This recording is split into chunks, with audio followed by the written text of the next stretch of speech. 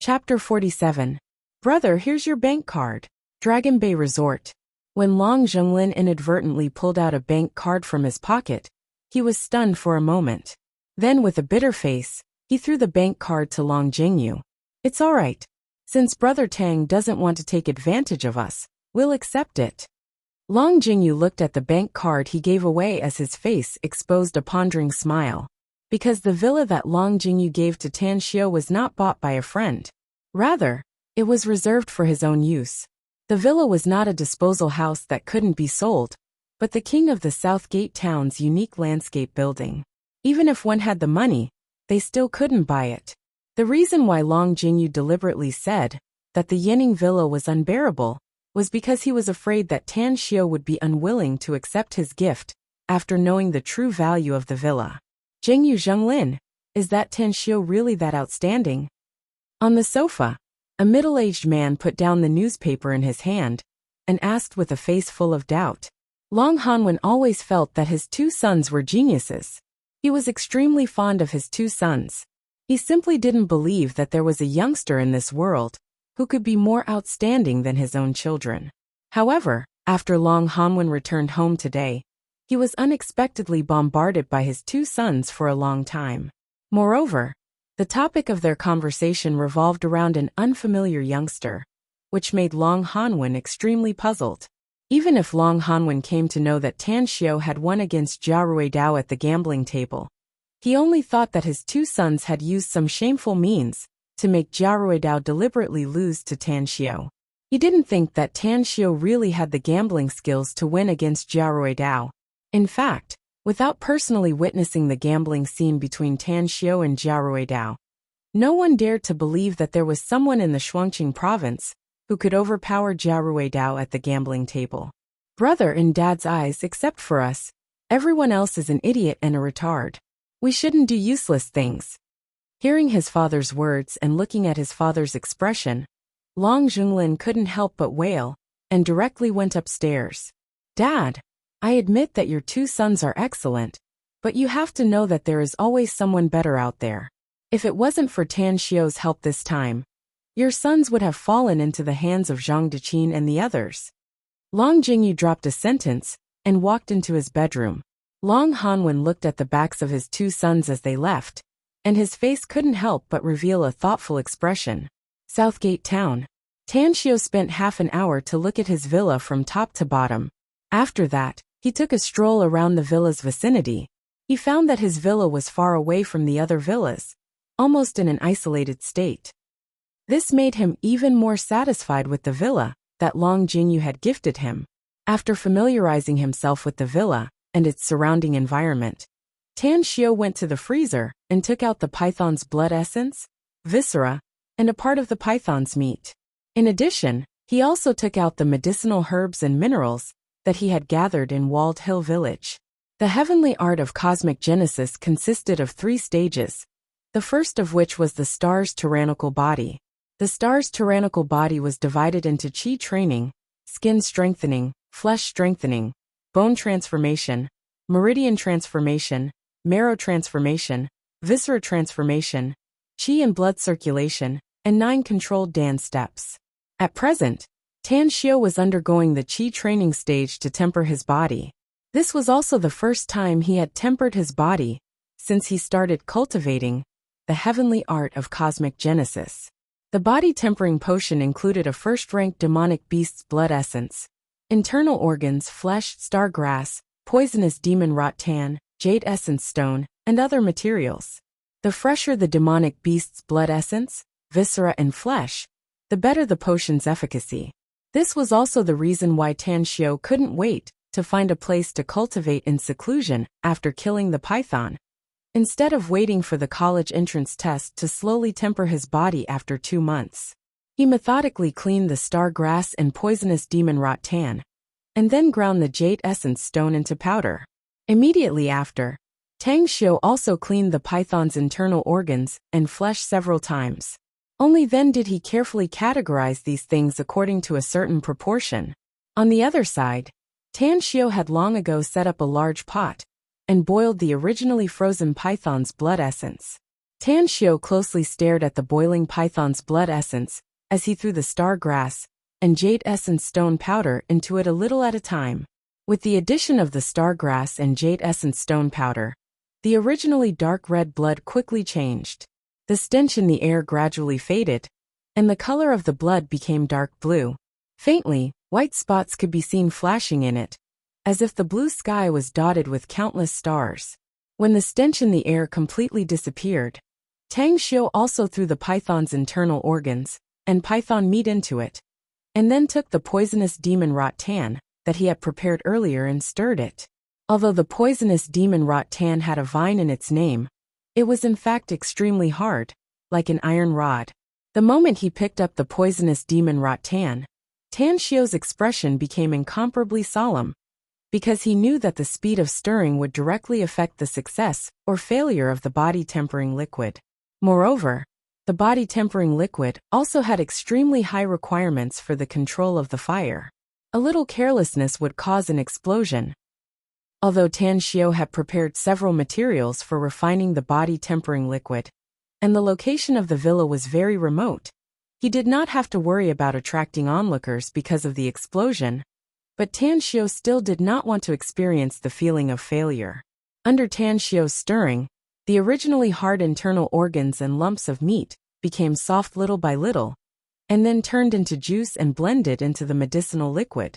What was even more strange was that the poisonous demon rot tan in Tan Xiu's hand seemed to be bitten by something, and it was getting thinner little by little. It would be good if there was a medicine boy. I don't have to do such trivial and boring things. Tan Xiu stirred the poisonous demon rot tan while thinking beautifully. Since it was the first time refining the body-tempering liquid, Tan Xiu was very nervous at the beginning. Slowly, when Tan Xiu got used to it, his spirit began to relax, and he became absent-minded. Almost unconsciously, Tan Xiu's mind appeared all kinds of scenes in the immortal world. For a time, he could not tell whether the 10,000 years in the immortal world was a dream, or he was now in a dream. Just as Tan Xiu was thinking about it, a yellow bubble suddenly gushed out of the huge boiler, and the smell in the house became unbearably stinky. Damn, it's going to explode. When Tan Xiu saw the bubble in the boiler instantly become bigger, he screamed, and then rushed out of the villa without hesitation. Almost Tan Xiu just ran to the door of the courtyard. There was a loud bang in the courtyard, and then all of Tan Xiu's previous efforts were ruined. It took Tan Xiu half an hour to clean up the debris on the ground, and then began the second refining journey. This time, Tan Xiu learned the first lesson, and did not dare to have any carelessness. He meticulously completed every step.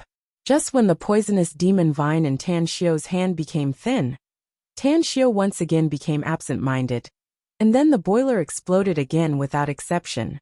No, it's not my problem, it should be this poisonous demon vine's problem.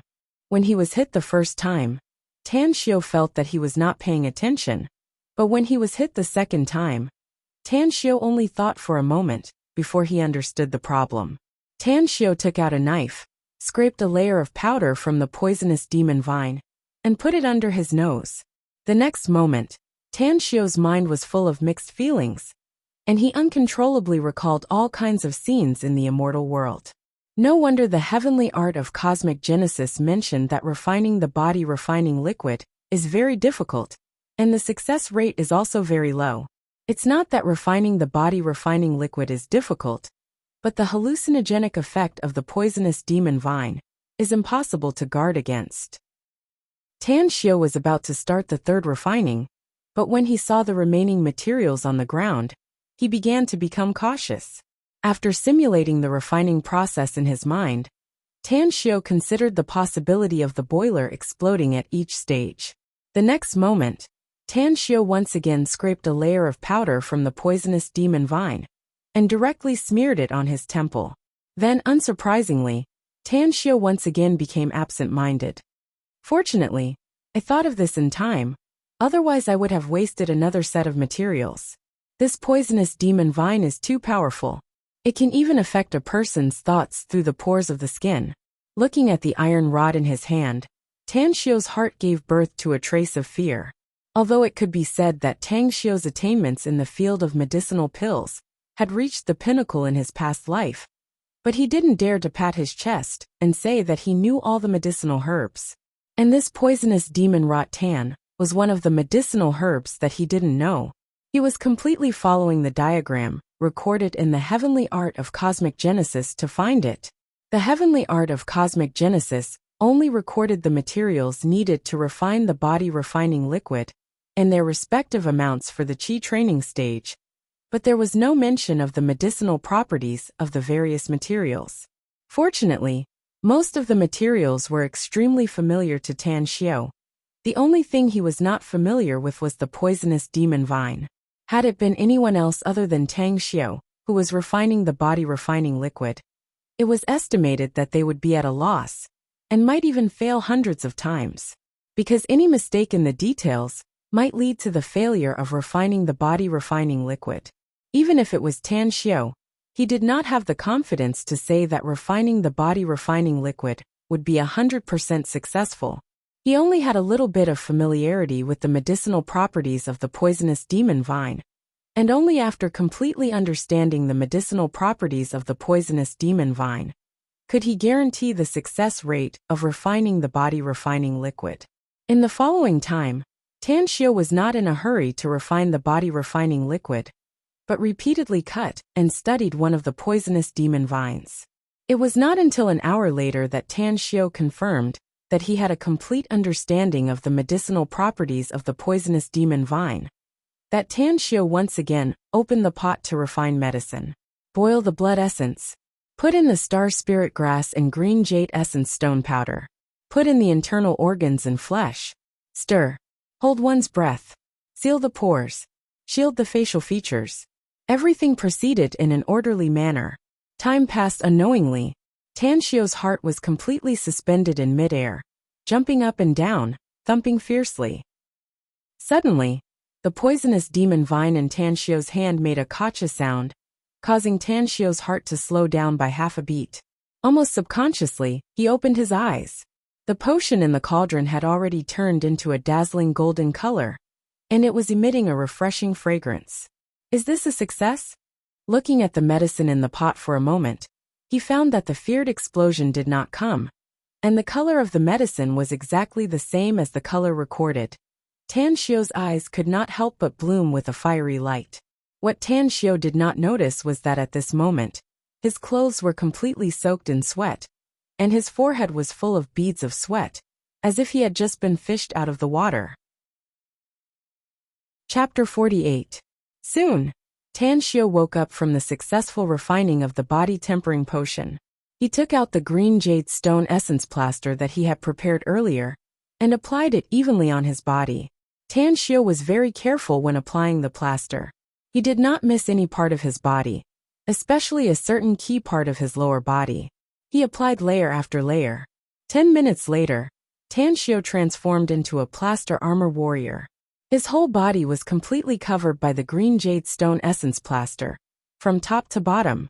At the same time, a refreshing and cold feeling spread throughout his body, making Tan Xiao feel so comfortable that he almost moaned out loud. But looking at the boiling body tempering potion, Tan Xiao's eyes could not help but flash a hint of hesitation and fear. My body is too fragile. I don't know if it can withstand the violent baptism of the body tempering potion.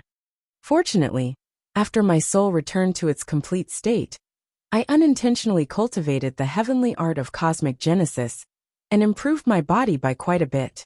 Otherwise, I'm afraid that my little life would be over. Last night, I drank a bit too much python blood essence. The more the drug, the stronger the potion.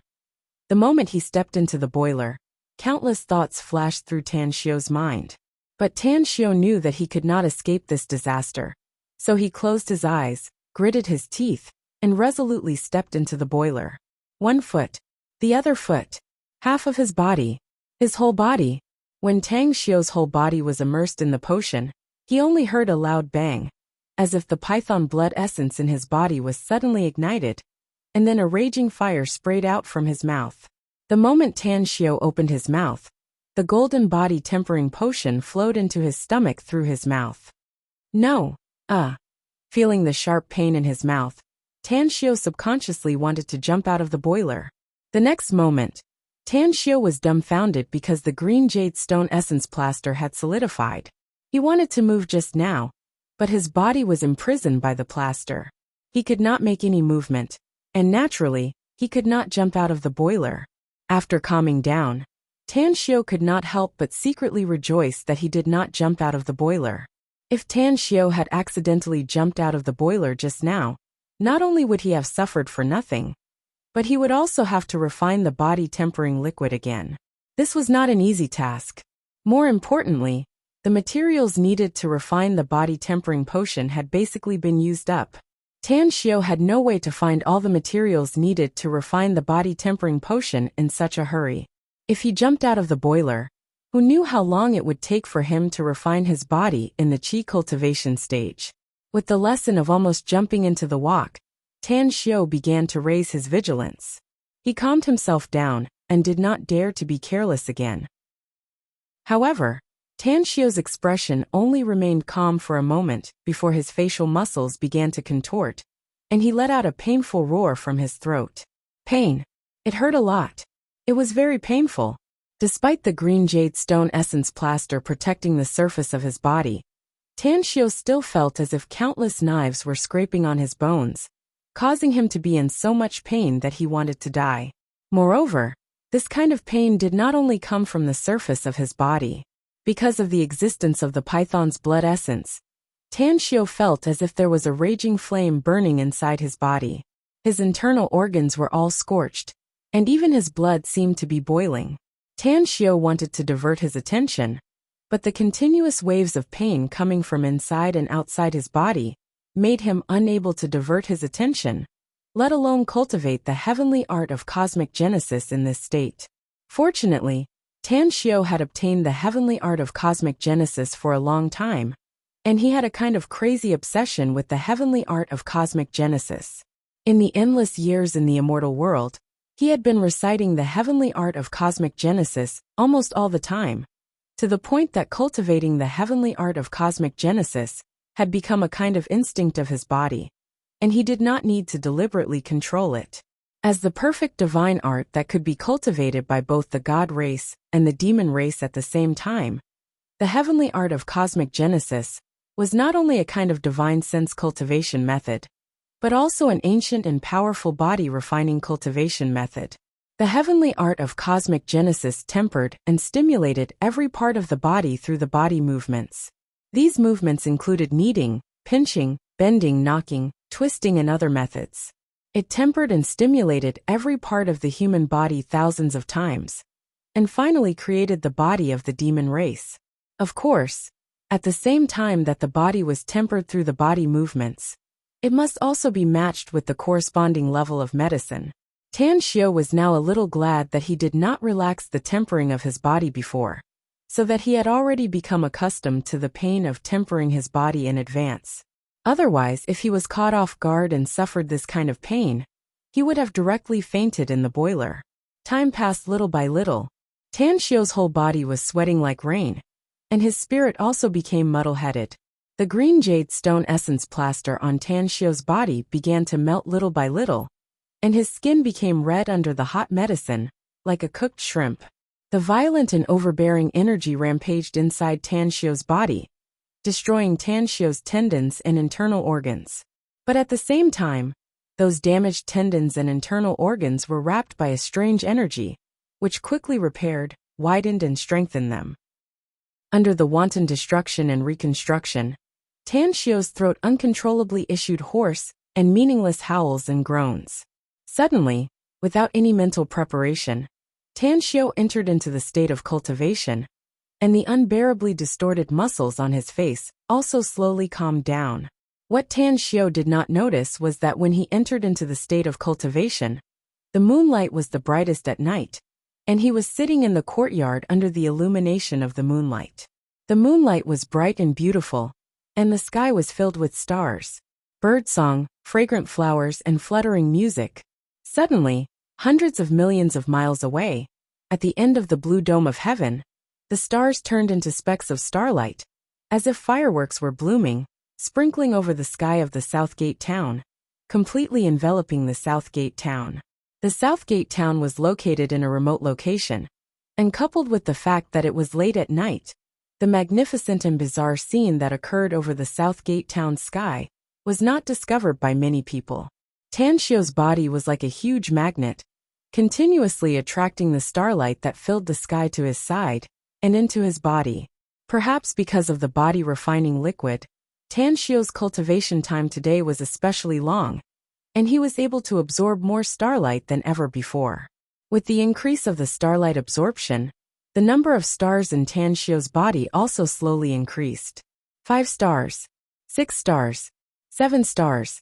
When Tan Xiu suddenly opened his eyes, he found that the first ray of dawn from the horizon had already fallen on his courtyard. At the same time, an extremely comfortable feeling spread throughout his body, causing Tan Xiu to uncontrollably let out a moan. Tan Xiu looked down and found that the body refining liquid in the boiler had already turned transparent, as if it was a pot of boiling water, except that some black residue had settled at the bottom of the pot. Tan Xiu stretched his arms, and then heard a burst of crackling sounds, while his body felt incomparably comfortable. The next moment, Tan Xiu jumped out of the pot.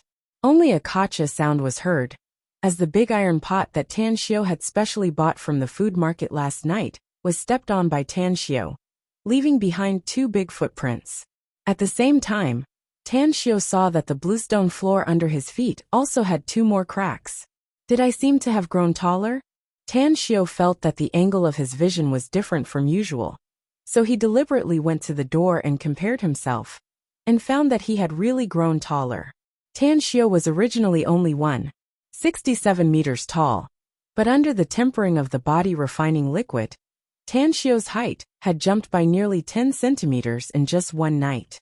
In fact, the biggest change in Tan Xiu's body was not his height, but his strength. Tan Xiu was surprised to find that his strength had increased explosively, almost 10 times his original strength.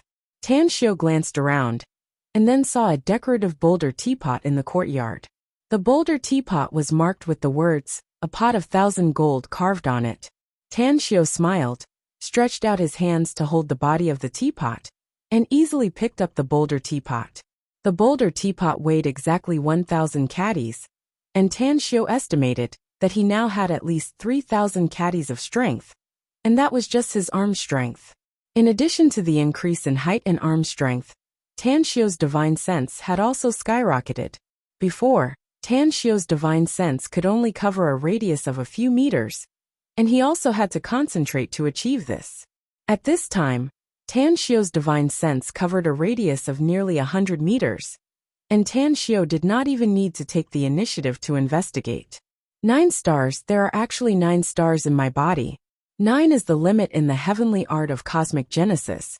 Does this mean that I have reached the peak of the qi cultivating stage, and the next step is to go through the skin strengthening stage? When Tan Xiu used his divine sense to look inside, he found that the stars in his body had changed from 4 to 9, and he could not help but exclaim out loud. Although he had long known that the heavenly art of cosmic genesis was a godly cultivation technique that both the god race and demon race were crazy about, and that cultivating the heavenly art of cosmic genesis would increase one's strength very quickly, when Tan Xiu felt the true effect of the heavenly art of cosmic genesis, he was still scared. Right now I only have brute force, and my defensive power has not improved much. Only by completing the skin strengthening stage will I be invulnerable, and barely have the power to protect myself. Soon, Tan Xiu woke up from the surprise of his cultivation advancement. His mood returned to normal, and when Tan Xiu was about to put on his clothes, he was dumbfounded. Because at this time, not only did Tan Xiu's height increase, but his physique had also become a lot stronger, and he could no longer wear his original clothes. This time, I have no choice but to spend money to dress myself up. Tan Xiu glanced at his old clothes, which were obviously missing a few sizes, and had no choice but to take out his mobile phone from the pocket of his old clothes to call for help. But when Tan Xiu saw the densely packed missed calls on his mobile phone, he could not help but feel puzzled. Chapter 49. Tan Xiu had only bought a mobile phone after winning money playing slot machines in the Health and Prosper Club. Therefore, there were very few people who knew Tan Xiu's mobile phone number. In addition to Yuan Chuling, Ban's Ho, Ding Zi, and the others, Long Zhenglin had also learned Tan Xiu's mobile phone number from Yuan Chuling. These people's names were also saved by Tan Xiu in his mobile phone. However, apart from Yuan Chuling, there were also two completely unfamiliar mobile phone numbers that called Tan Xiu. Moreover, these two mobile phone numbers actually called Tan Xiu's mobile phone number 17 times.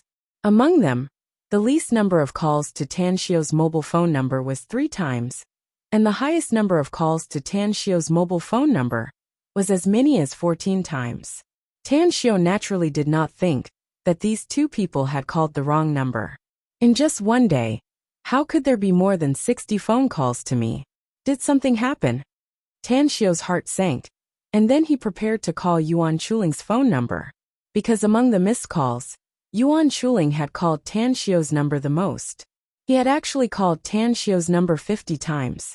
However, before Tan Xiu's number had finished dialing, his mobile phone rang. Seeing the caller ID Yuan Chuling, his face could not help but reveal a knowing smile, and he quickly pressed the answer button. "Boss, you are finally willing to answer the phone. During this time, I was almost driven crazy by Miss Han. After you left the school that day, Miss Han chased after you." After the phone was connected, without waiting for Tan Xiu to say anything, Yuan Chuling could not wait to narrate the matter. However, as Tan Xiu listened, he felt that something was wrong. He had clearly left the school for a day, so how could Yuan Chuling say that he had not been to school for a long time? Puzzled, Tan Xiu glanced at the time on the phone, and then his eyes instantly widened, because the date shown on the phone was 10 days after he entered the villa. "I accidentally entered a state of epiphany. No wonder my strength increased so quickly." Thinking about how much his strength had increased this time, Tan Xiu finally understood what was going on. "Fatty, aside from Miss Han looking for me, there shouldn't be anything else, right?" Tang Xiu couldn't help but furrow his brows and interrupt Yuan Chuling's words. Seeing that Yuan Chuling was chattering for a long time without mentioning anything important, Tang Xiu couldn't help but frown and interrupt him. "Miss Han wanted to tell Auntie that you skipped school, but I stopped her. I told her that Auntie's health isn't good, and that Auntie likes you very much. Once Auntie finds out that you skipped school and didn't come home, Auntie will definitely be worried sick and hospitalized. More importantly, I have repeatedly assured Miss Han that you are going out to study, and that there is no danger to your life, nor will it affect your grades." 10 days ago, although Tan Xiu handed Han Qinggu a leave of absence, saying that he wanted to take leave for about half a month, Han Qinggu was obviously unwilling to approve it.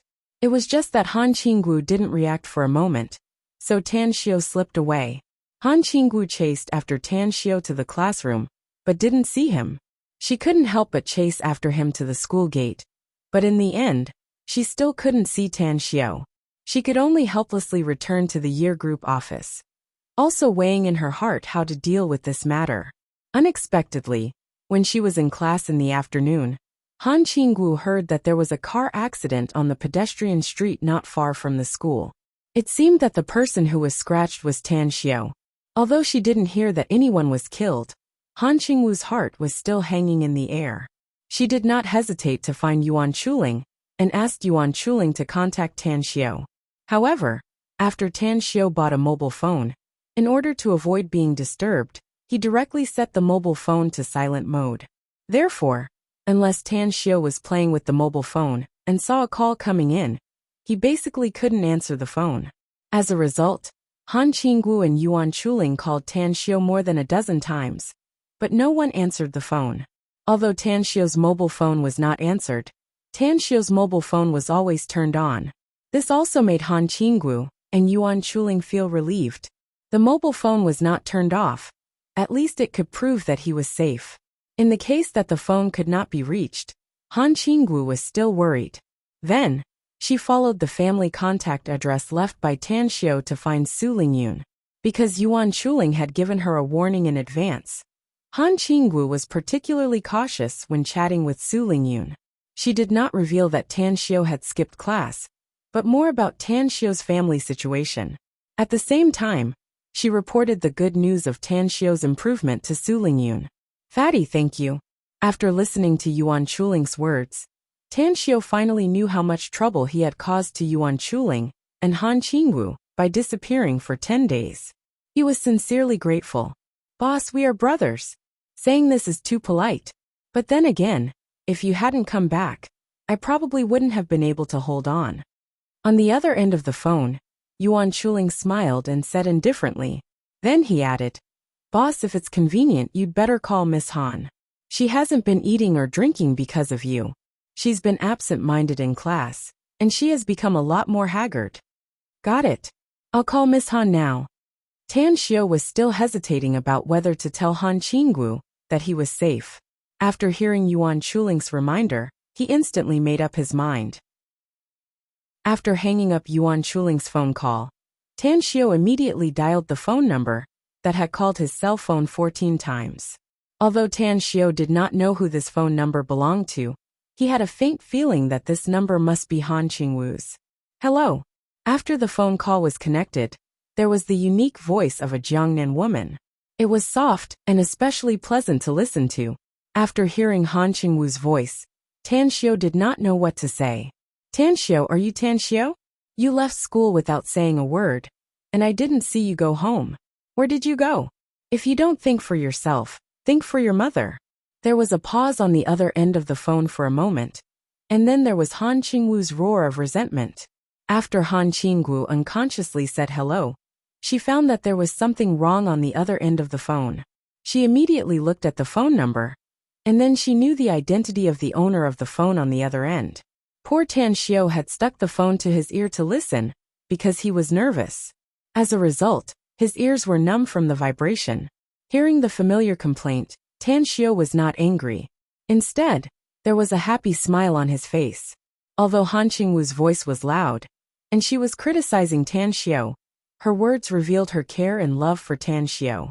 This feeling made Tan Xiu enjoy it very much. At first, Tan Xiu tried to explain, but when he found that he did not have a chance to interrupt, he simply closed his mouth and listened to Han Qingwu. Hey, are you Tan Xiu? Are you still there? Why aren't you saying anything? Han Qingwu spoke for a long time before she realized that she was the one talking from the beginning to the end. There was no sound from the other end of the phone. Only then did she realize that she had lost her composure. At the same time, she was worried that she had called the wrong number. Hearing Han Qingwu's words, Tan Xiu almost laughed out loud. He could almost imagine Han Qingwu's nervous look at this time. Miss Han, it's me. I'm sorry, I've been busy studying recently. I put my phone on silent mode and didn't hear the phone ring. Tan Xiu did not laugh at Han Qingwu, but explained patiently. How can you be so disorganized and undisciplined? You even dared to threaten the teacher that you would transfer if he didn't approve your leave. Where did you learn all these bad habits? When Han Qingwu heard Tan Xiu's calm explanation, she almost couldn't catch her breath. Just when she was about to curse, she suddenly remembered what Su Lingyun said when she visited Tan Xiu's home, and her heart softened again.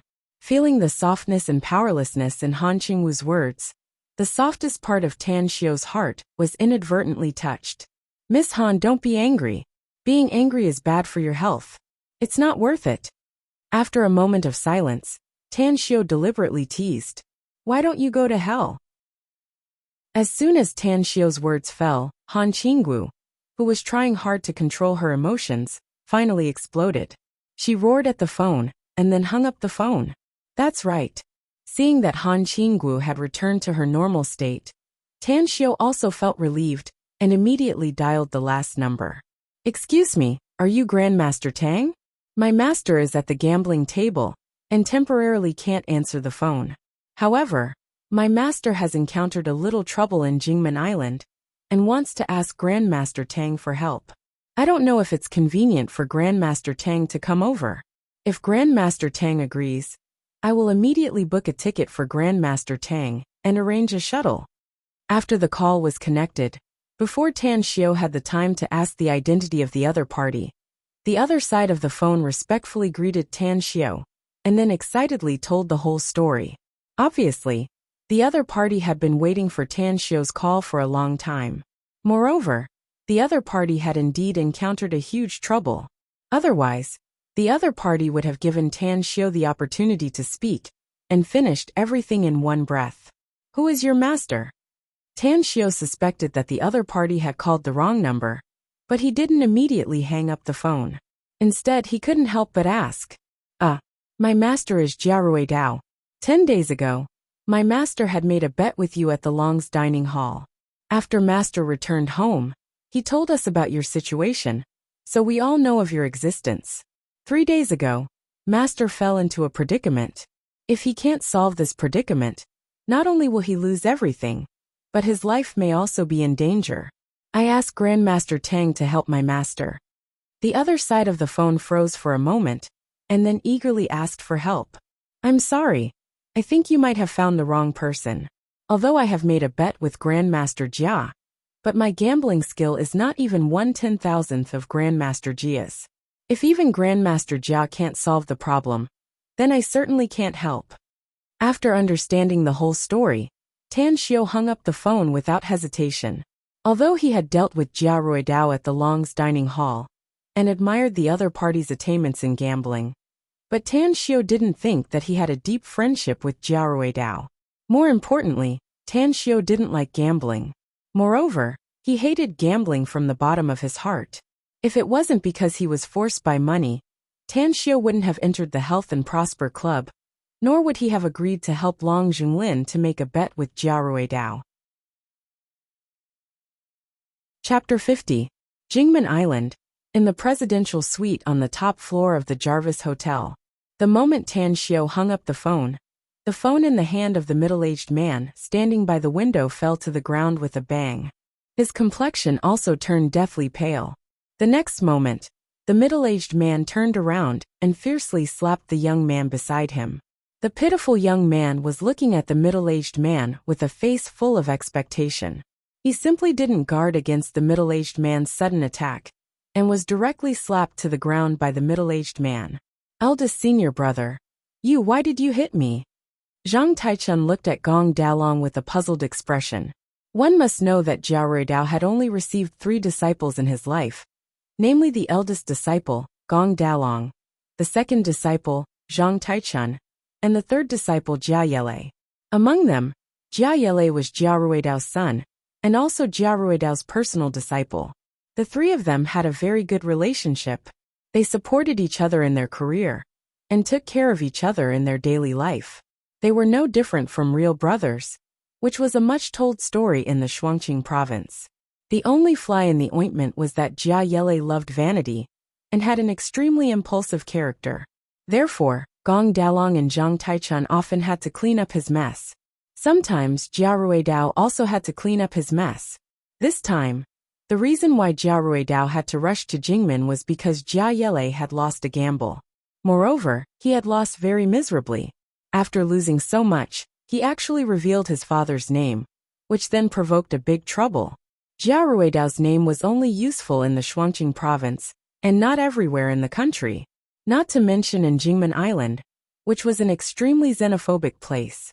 When Jia Yele revealed his father's name, not only did it not deter the other party, but it also made him suffer even more humiliating treatment. In just 3 days, the impetuous Jia Yele had lost 100 million under the other party's provocation. When Jia Yele finally realized that something was wrong, he had to call his second senior brother, Zhang Taichun. Zhang Taichun's gambling skills were all passed down by Jiarui Dao. Moreover, he was extremely fond of Jia Yele. After he rushed to Jingmen Island, he did not criticize Jia Yele. Instead, he was implicated by Jia Yele, and jumped into the other party's meticulously arranged trap, and lost another 50 million. Why did I hit you? You actually still ask me why I hit you? Before Master's wife passed away, she handed over junior brother to us to take care of. But you, junior brother, went to Jingmen Island to gamble for half a month. Yet you didn't even pay attention to him, and didn't know anything about it. Zhang Taichun. Do you know what kind of situation we will be in if Master falls this time? Zhang Taichun. Do you know what kind of situation we'll be in if Master dies this time? Not only will we go bankrupt, but our reputation in Shuangqing province will also be tarnished. With Master's character, do you think he will be able to live on after encountering such a thing? Gong Dalong roared at Zhang Taichun. Gong Dragon Zhang Zhang of Gong Tan Gong Gong Dang of Gong Gong Gong of Gong and said, Gong. And Gong Zhang. I. Gong Gong Gong with he. Gong Gong Gong and said, Gong of. Gong. Tan. He didn't even give me a chance to speak, and hung up the phone. Gong Dalong's face became gloomy when he heard this, and he sighed helplessly. This, how can Tan Xiao be like this? This is a matter of one's loss and one's glory. Now it's not only about the face of us, but also the face of the entire Shuangqing province. He doesn't see the big picture at all, Zhang Taichun said with a pale face. Master has already made it very clear to us that Tan Xiao is not someone from the casino, but someone outside the circle. Gong Dalong smiled bitterly and shook his head. Let's think of other ways for now. As for Tan Xiao, we can only use emotion and reason to slowly grind him down. After Tan Xiao hung up the phone with Gong Dalong, he tidied up the villa and returned to school. The main reason for Tan Xiao's leave this time was to complete the qi cultivation stage's body tempering. Since the body tempering had been completed, Tan Xiao naturally didn't need to continue staying outside. In his previous life, Tan Xiao was completely obsessed with cultivation and alchemy, talisman, and refining techniques. He almost didn't pay attention to the outside world, and was completely ignorant of the ways of the world. At the last moment, he was betrayed by his lover and confidant.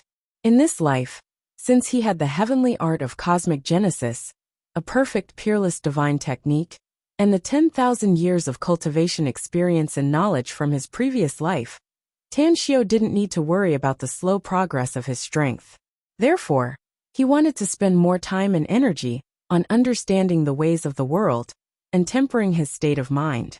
When Tan Xiao entered the classroom, he found that his classmates were looking at him with unfamiliar gazes, and faintly, some unpleasant words floated into his ears. Relying on cheating to get first place in the monthly test, he really thinks that he is first. If he has the ability, then he should continue to get first place in this monthly test. If he really got first place, he wouldn't be so arrogant. Yang Jian from Class 5 has been first place in the monthly test for several months in a row. And hasn't he been diligently studying every day? Tan Xiao probably saw that graduation is approaching, so he couldn't help but be crazy for once, so that everyone would remember him better.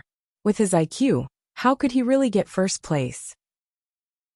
When he suddenly heard these words, Tan Xiao felt extremely uncomfortable in his heart. But after thinking for a while, Tan Xiao felt relieved. After all, he had fallen for such a long time, and his grades had always been at the bottom. If he suddenly got first place, it would already be good if others didn't suspect him. So how could they like and respect him? Perhaps the moment the results came out, it could cause a sensation, and it could also shock some people. But as time passed, the sensational effect caused by the results would slowly disappear, and some people with ulterior motives would incite and spread rumors, and it would be replaced by jealousy, resentment, and even slander. Boss, don't care about them. They have nothing better to do, and if they don't gossip for a day, they will die. Seeing that Tan Xiao had returned, Yuan Chuling couldn't help but be overjoyed. After greeting him, he noticed that Tan Xiao's expression was a little abnormal, and immediately understood what was going on, so he comforted him in a low voice. It's okay, we will use the results to slap them in the face later. Tan Xiao nodded, then opened the desk, and was about to take out the books from inside to flip through. The moment he opened the desk, Tan Xiao was stunned. He found that he had only been away from school for 10 days, and the desk was already filled with white papers. Boss, I really admire your wise choice. You ran outside to be free and unfettered, and you don't have to face the endless torture of test papers. Boss, why do I feel like you've become whiter and taller? You couldn't have gone for plastic surgery, right? As Yuan Chuling spoke, he suddenly realized that something was wrong and cried out involuntarily. Yuan Chuling's voice was too loud, and it immediately attracted the attention of the classroom, and then everyone's eyes were focused on Tan Xiao. Hearing Yuan Chuling's words, Tan Xiao couldn't help but let out a thump, and his face changed a little. Although after the body tempering, Tan Xiu found that his height had jumped up a bit, but after making a few phone calls, Tan Xiu was thinking about things in his heart and forgot about the huge change in his height. Just as Tan Xiu was about to say a few words to explain, the words that came to his ears made him stunned. "Fatty, will you die if you don't brag? Tan Xiu still owes school fees. How can he have the money to go for plastic surgery? If plastic surgery can change my height, I will also go for plastic surgery." Fatty only knows how to shout all day to attract everyone's attention. Don't pay attention to this guy. Although Tan Xiu's height had changed, because he had been in class 10 for a total of more than a month, and most of the time he sat in his seat and didn't move, and didn't interact with the students in the class, this caused his presence in the class to be very weak. If it wasn't because of Su Xiangfei's deliberate provocation, the students in class 10 simply wouldn't care about a person like Tan Xiu, and they wouldn't care about Tan Xiu's height and the color of his skin. Tan Xiu thought that his height change would cause a sensation and suspicion, but the fact made him feel like a stone in his heart had fallen to the ground. Everyone just rolled their eyes at Yuan Chuling, ridiculed Yuan Chuling a few words, and then went to busy themselves with their own things, no longer paying attention to Yuan Chuling. Could it be that I really saw wrong? Yuan Chuling looked at Tan Xiu with a puzzled face, and his mouth couldn't help but whisper, "My eyes have always been very sharp. There's no reason for me to make a mistake. Could it be that I've been doing the test papers recently?" Hearing Yuan Chuling's whisper, Tan Xiu was completely relieved. In the entire Xingqing No. 1 high school, Yuan Chuling was the person who was closest to him. If even Yuan Chuling wasn't sure if there was a huge change in his body, then others wouldn't be able to be sure.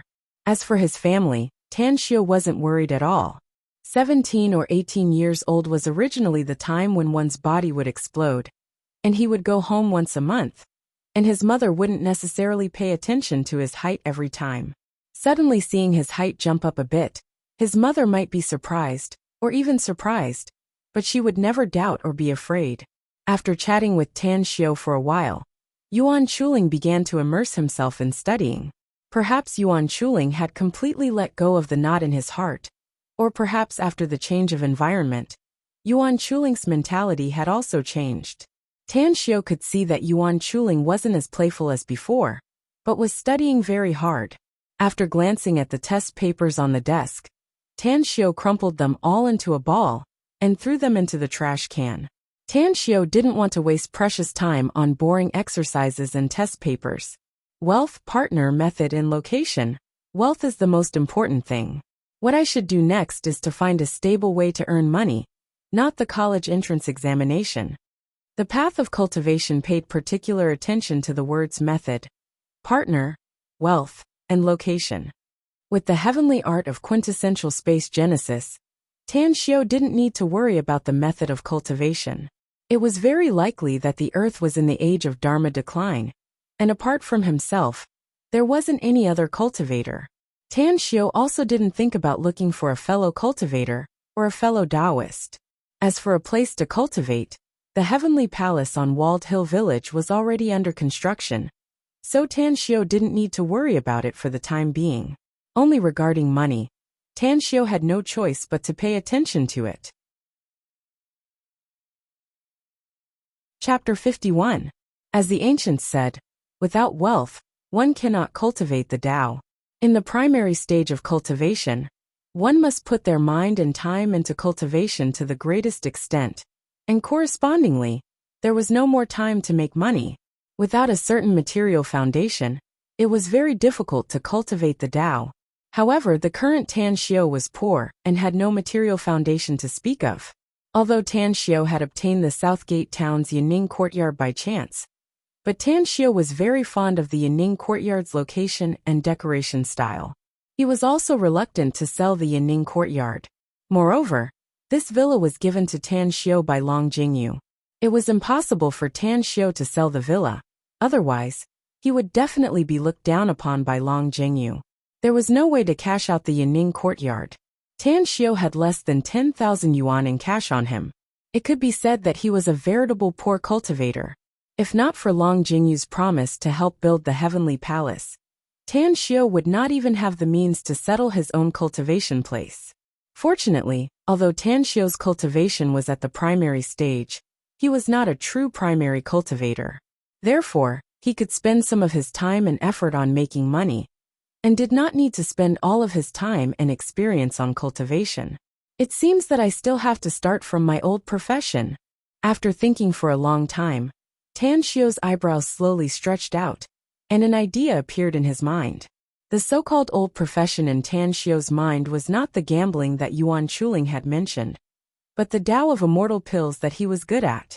Although it would be too shocking to sell the pills from the immortal world on Earth, and many of the ingredients for refining the immortal pills could not be found on Earth, this did not prevent Tan Xiu from adapting to the situation on Earth.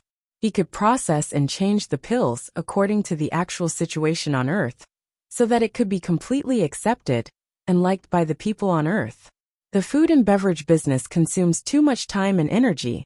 Moreover, if I want to make it big, I need to spend an astronomical amount of money, unless I cooperate with others. The first idea that came to Tan Xiu's mind was to improve the seasoning recipe and make money through the food and beverage business. However, he hesitated because the seasoning recipe itself could not be sold at a high price. Only by combining it with the food and beverage business could it be sold at a sky-high price. However, with Tan Xiu's current situation, he could not afford the food and beverage business. Cooperating with others was a good way, but it was very likely that he would be under the control of others. Moreover, it was not easy to gain the trust of others. Aside from food and beverages, there's also alcohol, cosmetics, and healthcare products. Tang Xiu racked his brains and thought of the fields that might be used after the advancement of medicinal pills. However, Tang Xiu found that he knew nothing about these fields, which gave him a headache. Eldest brother, you've been sitting in the classroom for a long time. Haven't you found anything unusual? After the bell rang, Yuan Chuling put down his book, pushed Tang Xiu's arm, and asked in a low voice, "Boss, you have been sitting in the classroom for a long time. Didn't you find anything unusual?" After the bell rang, Yuan Chuling put down his book and pushed Tan Xiu's arm, asking in a low voice. Yuan Chuling looked as if he had been defeated by Tang Xiu's words. He then moved his mouth closer to Tang Xiu's ear, preparing to tell Tang Xiu about the recent happenings in his class. But before Yuan Chuling could speak, Tan Xiu stood up and walked straight out of the classroom. Yuan Chuling opened his mouth in surprise. He wanted to ask Tan Xiu the reason, but when he saw a beautiful figure outside the classroom, he suddenly curled his lips in disdain. "You really know how to pretend. I thought you really didn't notice that Cheng Yannan didn't come to the morning study." Looking at Tan Xiu striding towards Cheng Yannan, Yuan Chuling's face showed a playful look. After not seeing him for 10 days, Boss has actually become so bold. Is he not afraid of the gossip of the students in the class? Yuan Chuling thought in his heart. He also stood up and slowly walked out of the classroom. Yuan Chuling and Tan Xiu were sitting in the innermost part of the classroom. The two of them noticed the arrival of Cheng Yannan. The others naturally also noticed the arrival of Cheng Yannan.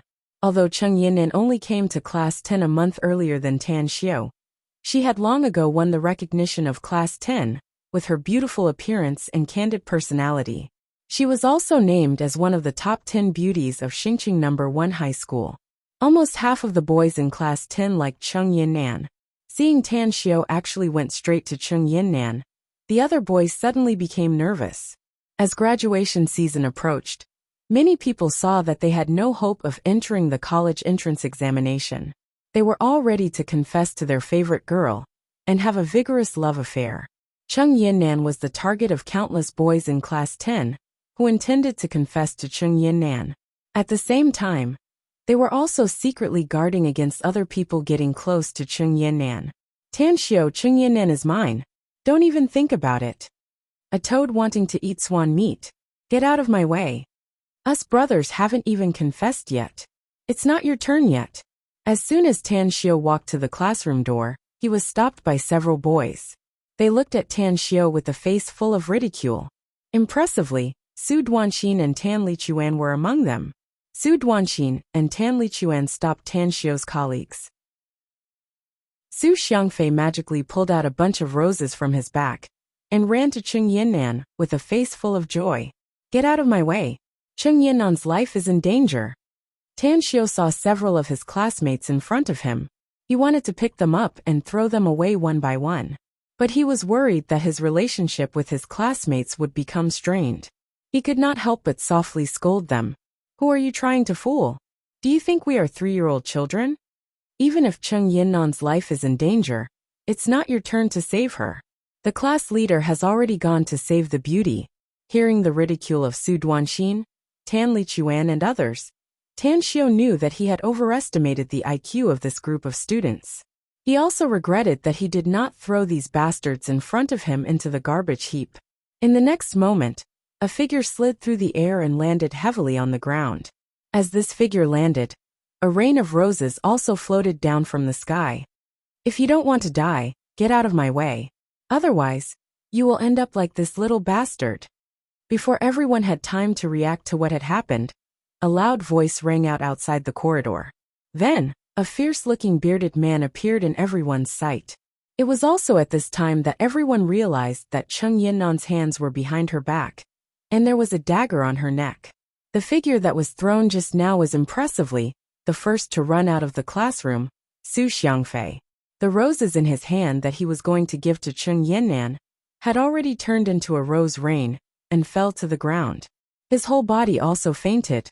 The sudden turn of events scared all the students of Class 10 silly, and the noisy classroom instantly quieted down. Although Class 10's discipline was the worst in the whole third grade group, the boys of Class 10 were also the most naughty in the third grade group. Fighting, skipping classes, and puppy love were commonplace for them.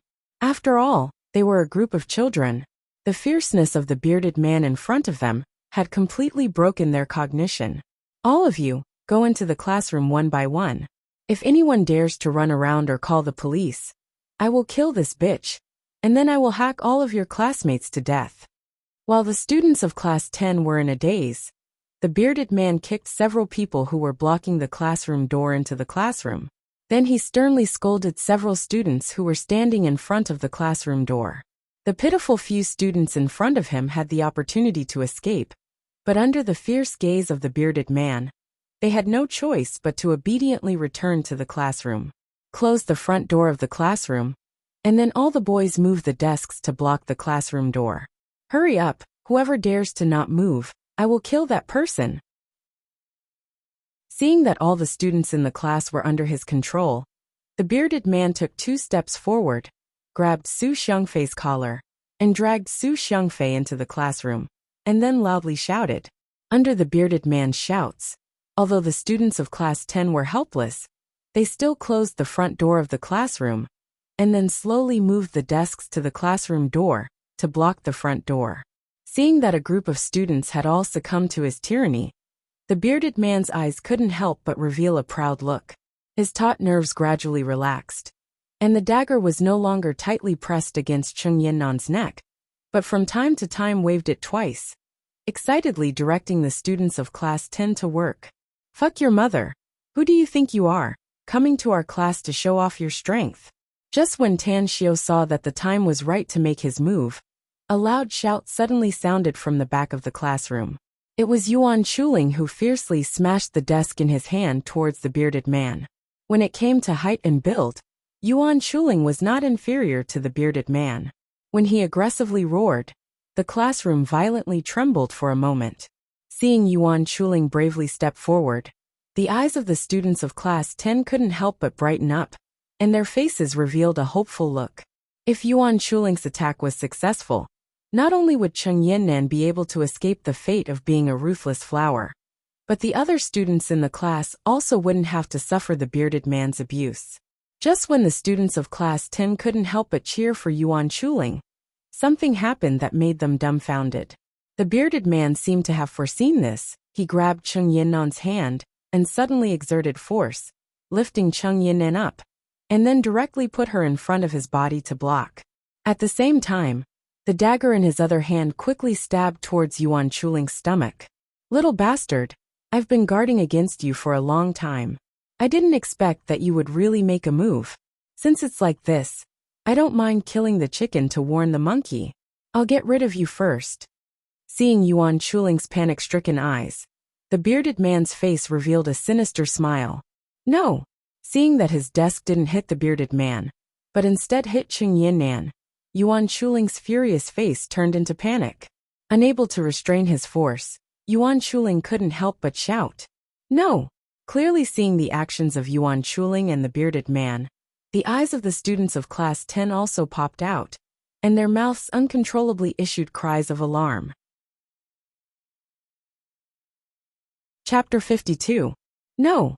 Looking at the desk that was about to hit her head, Cheng Yinnan also let out a cry of despair. Her eyes were filled with tears, and her heart was filled with endless regret. Cheng Yinnan knew that she was too impulsive this time. It was her impulsiveness that brought her death. It was her impulsiveness that put her classmates in a desperate situation. If time could turn back, if God gave her another chance, Cheng Yinnan would never have interfered in the case her sister was investigating. Nor did she take the initiative to follow one of the suspects. Cheng Yinnan originally just felt that studying was too boring and wanted to add some spice to her life. It was just that Cheng Yinnan never dreamed that after her sister investigated the case for nearly half a year without any clues, she would accidentally stumble upon the truth. What was even more unexpected for Cheng Yinnan was that the gangster actually followed her and even dared to make a move on her at school. Thinking about the information recorded in the case, Cheng Yinnan knew that she was wrong. Not only did her recklessness not help her sister, but it may have put the police in an extremely passive position and put herself and her classmates in extreme danger. Just when Cheng Yinnan thought that she was definitely going to die, she felt the bearded gangster's hand loosen, and her body softly fell to the ground. Then she saw that the desk that was about to hit her actually hit the bearded gangster. At the critical moment, Tan Xiao made a move, and he chose to do it when the bearded gangster was the most proud. Tan Xiao directly stretched out his two hands and gently placed them on the bearded gangster's shoulders. The bearded bandit didn't have the time to react as Tang Xiao directly crushed the bearded bandit's shoulder blades with two crisp cracking sounds. After the poor bearded gangster's shoulder blades were crushed, not only could he no longer lift Cheng Yinnan with his right hand to block the impact of the desk, the dagger in his left hand that was aimed at Yuan Chuling also fell to the ground powerlessly, and he had to watch the desk hit his head. "Rat, how dare you!" The bearded gangster seemed to be completely enraged. He roared and then hooked his foot to roll up Cheng Yinnan, who was about to fall to the ground, and kicked her toward Yuan Chuling. At the same time, the bearded gangster tilted his head back and was about to use it as a hammer to smash Tan Xiao. Tang Xiao's eyes couldn't help but flash with astonishment upon seeing that the bearded man ignored the severe pain caused by his broken shoulder blades and made the most advantageous counterattack for himself in the first moment. If it were an ordinary person, they would probably be directly smashed by the bearded gangster's head and lose the ability to fight. Not only could the bearded gangster deal with the threat coming from behind, but he could also minimize the threat from Yuan Chuling to him. Unfortunately, the bearded gangster's opponent was Tan Xiao. Moreover, it was Tan Xiao who had just finished tempering his body and achieved great success in qi cultivation. In the face of the bearded gangster's fierce attack, Tan Xiao only let out a soft sound of surprise. He then reached out to grab the bearded gangster's collar and threw him in the direction of the garbage at the back of the classroom. Then, he stretched out his arms and grabbed Cheng Yinnan before the desk hit Cheng Yinnan. With a muffled clang, Yuan Chuling's desk hit the ground heavily. Not only were the papers and books on the desk scattered all over the classroom, but the desk itself was also smashed into pieces. But at this time, everyone's attention was not on the broken desk and the scattered books. Everyone's eyes were focused on the bearded gangster lying in the garbage. The place where Tan Xiao stood was 10 meters away from the garbage at the back corner of the classroom, but he just lightly flung the bearded gangster into the garbage. Looking at the bearded gangster's height of nearly 1.9 meters and his burly body, then looking at Tan Xiao's height of less than 1.8 meters and Tan Xiao's body that was as thin as a bamboo pole, the students of Class 10 rubbed their eyes again and again, suspecting that there was something wrong with their eyes. The students of Class 10 were more willing to believe that the bearded gangster was thrown out by Yuan Chuling, but they did not dare to believe that the bearded gangster was thrown out by Tan Xiao.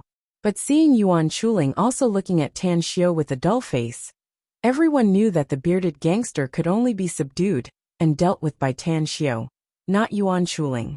After being fiercely smashed by Tang Xiao into the garbage dump, even though the bearded bandit had a sturdy body, his 5 viscera and 6 bowels were all dislocated, and black blood overflowed from the corner of his mouth. You. The bearded gangster looked at Tan Xiao with a face full of unwillingness. He weakly said a few words, and then completely fainted. Seeing the bearded gangster fainted, the students of Class 10 subconsciously breathed a sigh of relief, and then the quiet classroom immediately turned into a chaotic market. Some people immediately screamed and called the police. Some people directly opened the classroom door and ran out, and some people even burst into tears. Tan Xiao, since you are so powerful, why didn't you save us earlier? Why did you let us be kicked away by the bearded gangster? Just as Tan Xiao was about to put down Cheng Yinnan in his arms, a voice full of resentment suddenly sounded in his ears, making Tan Xiao could not help but frown. Tan Xiao just wanted to explain, but he did not have time to open his mouth. He heard the voices of other students. That's right, you obviously have such great strength, but you deliberately hid it and deliberately watched the students get beaten. What is your intention? Tan Xiao, the gangster almost entered the classroom at the same time as you. Did you introduce the gangster into the school, or what happened just now was a self-made play? Hearing the discussion of the students in the class, Tan Xiao was completely shocked. He did not expect that his help not only did not get a word of gratitude, but also so many complaints and doubts. For a time, Tan Xiao fell into silence. You have wrongly accused Tan Xiao. If you have paid attention to the Shuangqing Daily these 2 days, you will find that this gangster is a wanted criminal on the Ministry of Public Security's A-level wanted list. They have committed crimes all over the country, selling human organs for profit, and have committed more than 30 cases of murder. Seeing that Tan Xiao was wrongly accused, Cheng Yinnan was also stunned, and then softly defended Tan Xiao. Nan, don't be fooled by Tan Xiao.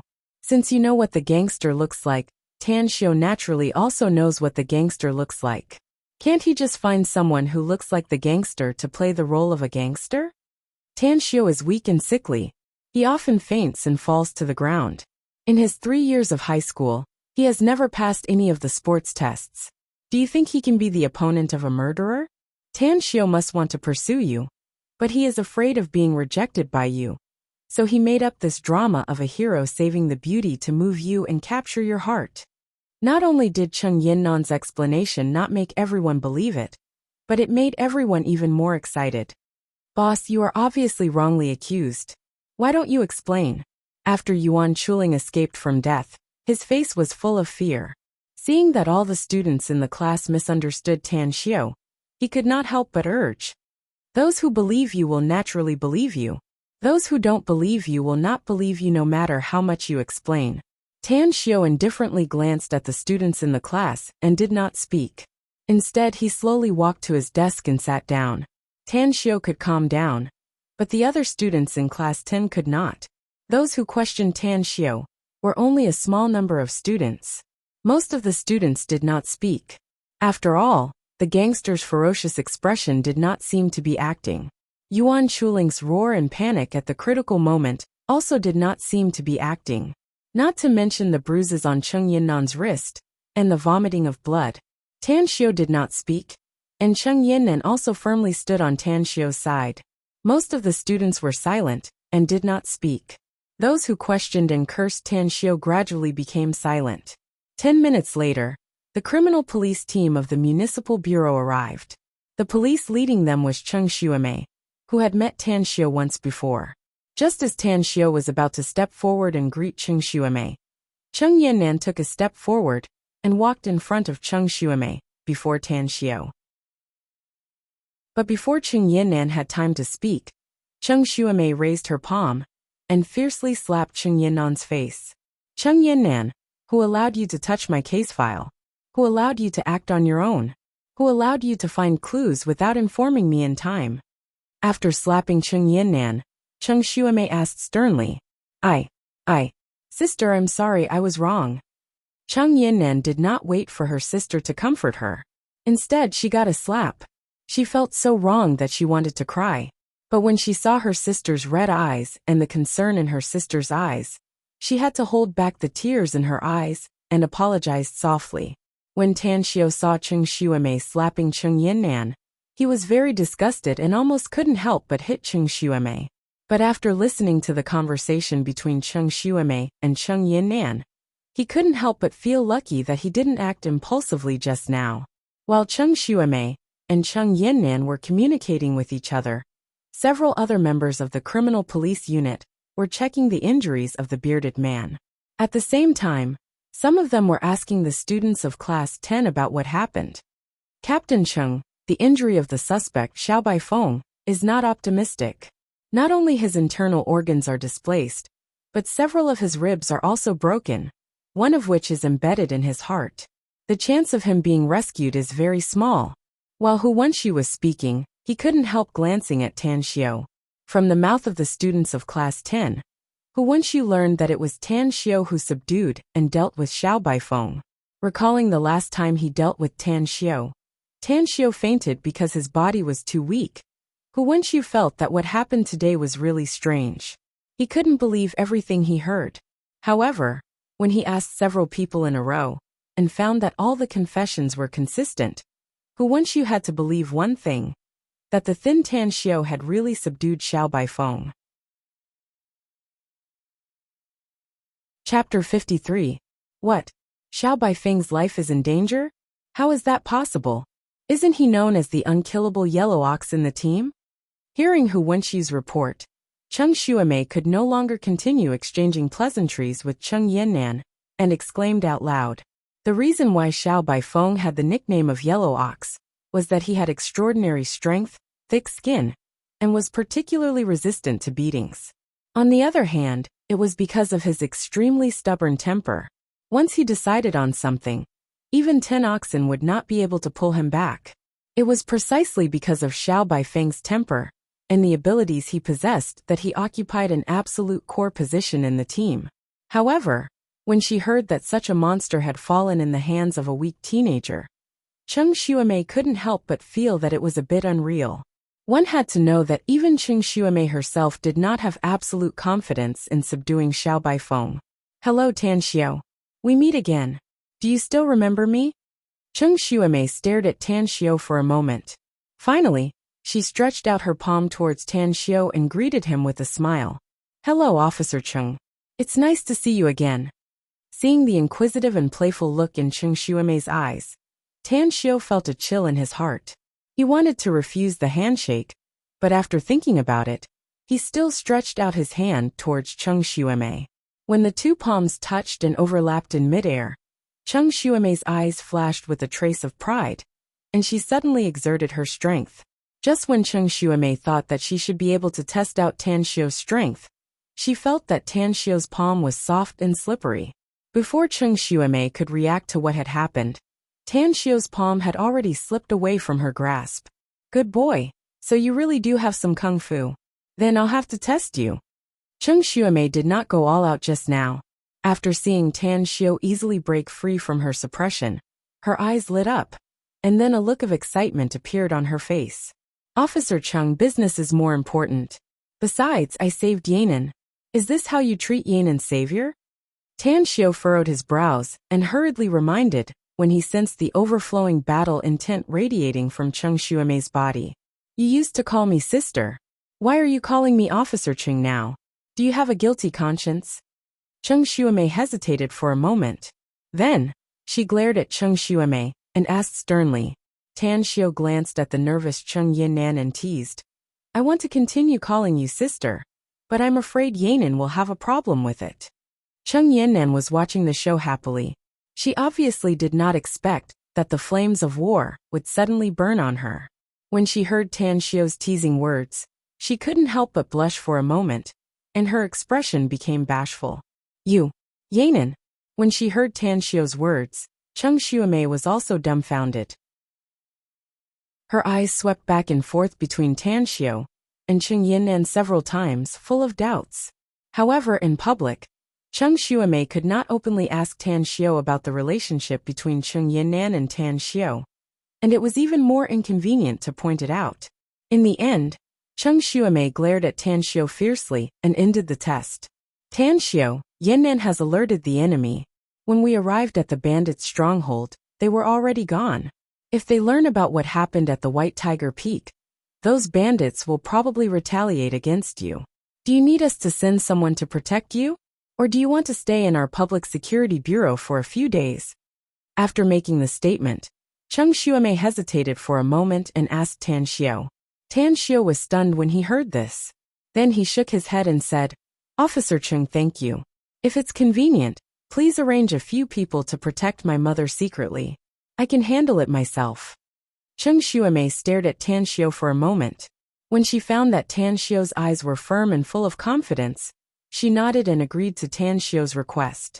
Then she quickly left with the crime squad. Tan Xiao, you did a good job today. If it weren't for you, it is estimated that the lives of your classmates would be in danger. The school will give you a reward later. Before the crime squad arrived at the school, a group of school leaders led by Wei Zhentai rushed to the classroom of Class 10. However, their main task at that time was to comfort the frightened students, so they had no time to talk to Tan Xiao. When Wei Zhentai wanted to talk to Tan Xiao, the police began to ask Tan Xiao, Cheng Yinnan, and Yuan Chuling for statements. However, while Tan Xiao, Cheng Yinnan, and Yuan Chuling cooperated with the police to make statements, Wei Zhentai and others did not stay idle. They had already learned the details of what happened from the mouths of the students of Class 10. When they learned that Cheng Yinnan almost died and Yuan Chuling almost died, Wei Zhentai and others' hearts could not help but hang in their throats. As for Su Xiangfei, who loved to show off and was kicked away by Xiaofeng, no one paid any attention to him at all. Principal Wei, the reward is secondary. I think regulating the school's safety management is the top priority. If something like today's incident is reported by the news media. Tan Xiao was not confused by the reward mentioned by Wei Zhentai, but said indifferently. Hearing the first half of Tan Xiao's sentence, Wei Zhentai was still unhappy, thinking that Tan Xiao was a little arrogant. But when Tan Xiao's second half of the sentence came out, Wei Zhentai's face instantly changed. He looked at Tan Xiao with a deep shock in his eyes, but also with gratitude. For a school, the most important thing was the number of students. The more students, the more income the school would have, and the higher the school's income, the more teachers would be able to be invested, thus creating a good enrollment rate. And with a higher enrollment rate, more students would be attracted, and so on and so forth, forming a virtuous cycle. However, if the safety of the students in the school could not be guaranteed, what was the use of a high enrollment rate? Which student would dare to risk his life to come to Xingqing City No. 1 High School to study? Student Tan Xiao is right.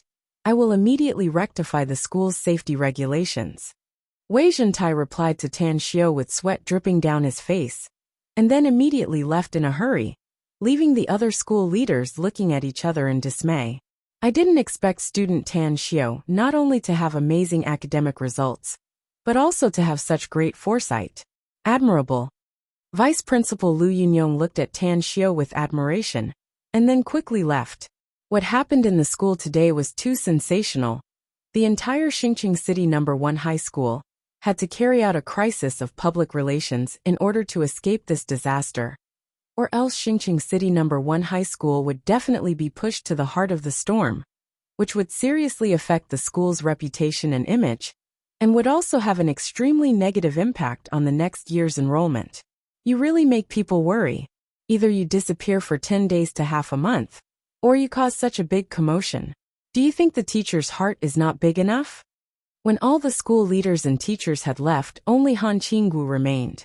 Han Qinggu originally planned to harshly criticize Tan Xiao after he returned, to let Tan Xiao know how powerful she was.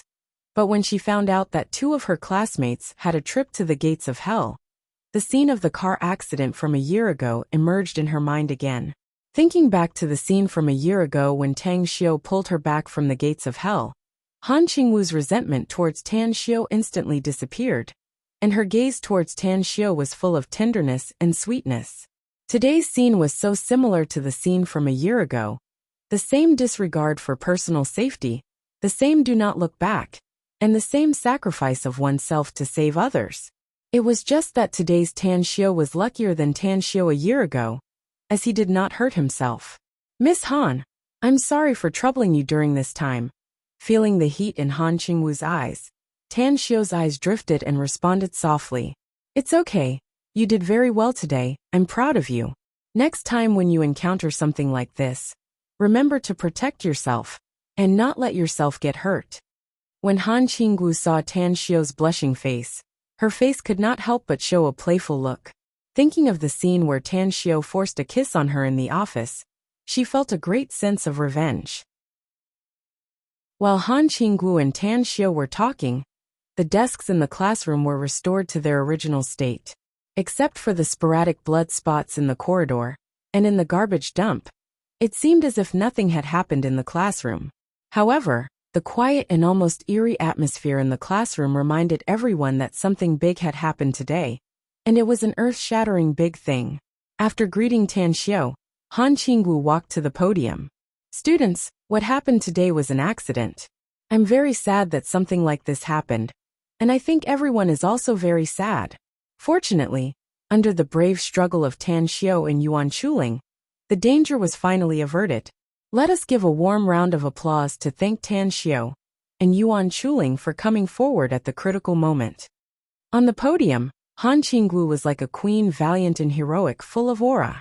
Han Qingwu's words seemed to have a magical power, quickly dispelling the panic in the hearts of the students in the class. Slowly, this class unexpectedly became an ideological education class.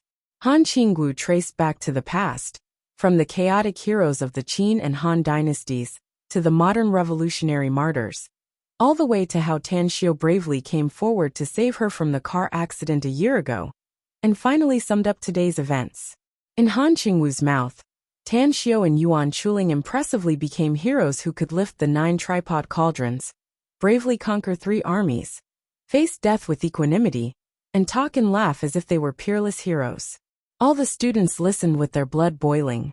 The students of Class 10 only knew that Tan Xiao had a car accident shortly after the start of the second year of high school, but they didn't know how Tan Xiao got into the car accident.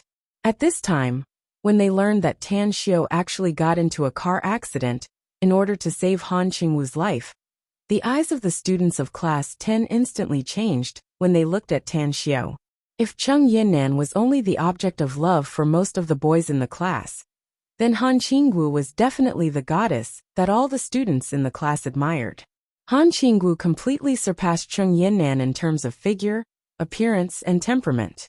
More importantly, the aura that Han Qingwu's words and actions revealed was something that Cheng Yinnan simply couldn't have. Han Qingwu instantly shifted the attention of the students of Class 10 from the gangster incident to Tan Xiao. When she exhorted the students in the class to be sure not to spread what happened at school today, everyone responded in unison. But Tan Xiao, who was sitting at the back of the classroom, didn't know whether to laugh or cry. He looked at Han Qingwu with hatred in his eyes.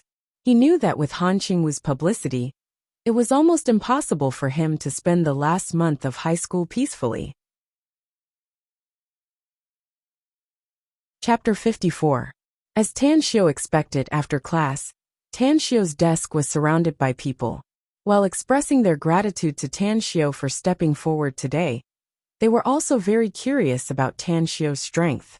Some people also asked about the specific details of the car accident more than a year ago. It took Tan Xiao a lot of effort to send away this group of enthusiastic and curious students.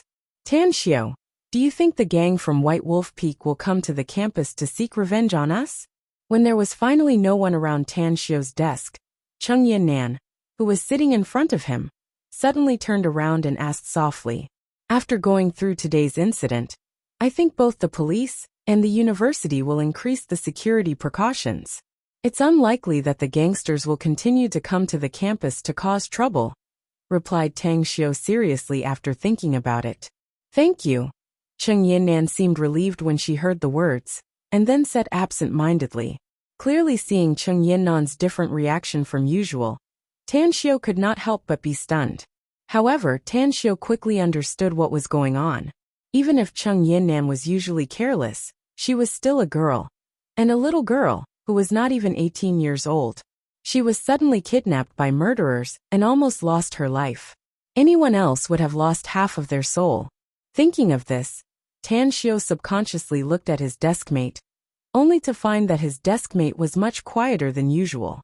He was silent when he just cooperated with the police to make a statement, and now his face was pale, and he was in a state of absent-mindedness. "Fatty, are you okay?" Tan Xiao pushed Yuan Chuling and asked worriedly. I'm fine." Suddenly awakened by Tan Xiao, Yuan Chuling's body quivered, and he looked around blankly. After realizing that he was sitting in the classroom, he hurriedly shook his head. "I'm fine. My vest is drenched in sweat." Seeing Yuan Chuling's reaction, Tan Xiao couldn't help but glare at him, then said softly, "Fatty, it's over, we're safe now." "Boss, don't you think it's very ugly after death? Once a person dies, does their soul really dissipate?" Yuan Chuling didn't answer Lu Ming's question. "I'm not too sure about that. Why don't you try jumping out of the window?" Tan Xiao tilted his head and thought for a moment before he seriously suggested, "You go to hell." Yuan Chuling obviously hadn't recovered from the shock. He was stunned for a long time before he realized that Tan Xiao was joking with him. Then he threw a punch at Tan Xiao. "I don't want to explore such a deep philosophical question, so it's better to leave the great task of dying to you." Tan Xiao stopped Yuan Chuling's fist and joked with a smile. "Boss, I always thought I was very powerful. Not only was I strong, but I was also bold. I thought I would definitely be a big hero in the future. But when the gangster lifted Cheng Yinnan to block me from smashing his desk, I found that I couldn't change the direction of the desk, and I couldn't retract my strength. I felt useless, especially when I saw the gangster stab me with the dagger in his hand. You don't know how desperate I was at the time." After being teased by Tan Xiao, Yuan Chuling slowly opened up his heart and said all his psychological feelings at the time. Seeing that Yuan Chuling had finally walked out of the psychological shadow of the gangster's kidnapping, Tan Xiao subconsciously breathed a sigh of relief. What Tan Xiao didn't know was that although Cheng Yinnan, who was sitting in front of him, didn't turn around to talk to him, Cheng Yinnan had been eavesdropping on him.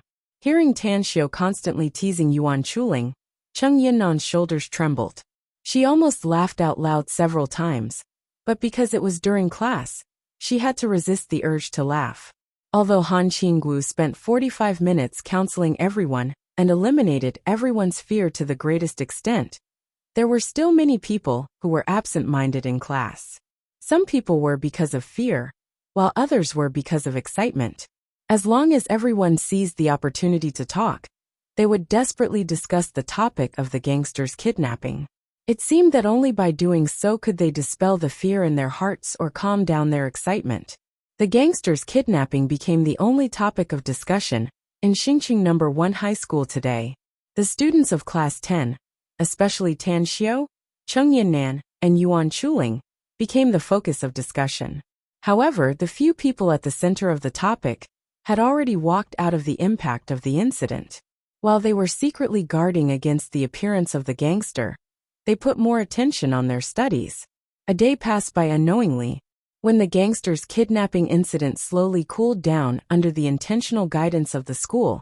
In a residential building not far from Xingqing No. 1 High School, a person silently put away his binoculars with a cold murderous intent in his eyes. The police informant said that third brother was killed by the student named Tan Xiao. Why do I feel that it's not very reliable? Could it be that the police have already noticed the existence of the informant and deliberately set up a trap? A middle-aged man wearing sunglasses held the portrait of Tan Xiao in his hand. After looking at it several times, he threw it aside and said with a puzzled face, "Although third brother's combat strength isn't the strongest among us, his strength is definitely stronger than all of us. How could he fall at the hands of a high school student?" A youth with a pink crabapple tattoo also had a puzzled expression. "You guys wait for a moment. I have collected all the information on these three people and their families. They will be out soon." With the sound of a keyboard, a man wearing rimless transparent glasses said confidently, "Third brother is dead. This revenge must be avenged. No matter who killed third brother, we can't let this matter go." The police deliberately leaked the news of third brother's death, and then set up a trap in Xingqing No. 1 High School. We just did the opposite, and didn't attack the students of Xingqing No. 1 High School. There is a saying that a thief can't guard against a thief for 1,000 days. They would never dream that they are standing right under their noses, watching them make a fool of themselves. I guess they are all waiting for us to walk into the trap.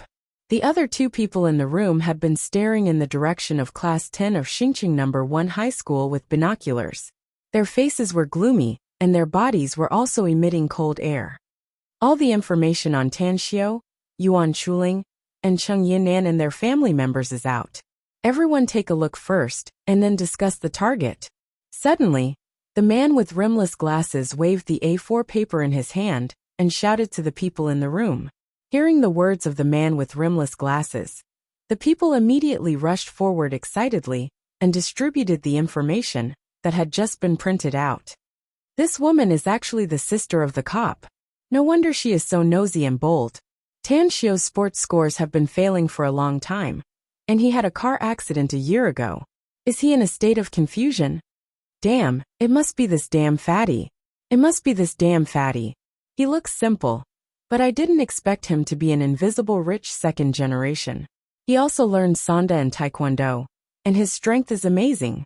After reading the information on Tan Xiao, Yuan Chuling, and Cheng Yinan several times, the five people directly threw the information on Tan Xiao and Cheng Yinan aside, and carefully read the information on Yuan Chuling. Because the information on Tan Xiao and Cheng Yinan was too simple. In the column of social relations, Tan Xiao's mother was only written as his mother, and his mother, Su Lingyun, was from the countryside. After discovering that Tang Xiao was not only physically weak, but also mentally retarded, making it impossible for him to be the murderer of Xiao Yinfeng, nor was he a threat to them, they decisively dispelled the idea of dealing with Tang Xiao's mother. As for Cheng Yinnan's information, it was even weirder. She only wrote that she was an elder sister. Although Cheng Yinnan's combat power was good, and she seemed to have learned military boxing, and her attainments in military boxing were very high. However, since she could be restrained by Yuan Chuling, she should not be able to kill Yuan Chuling.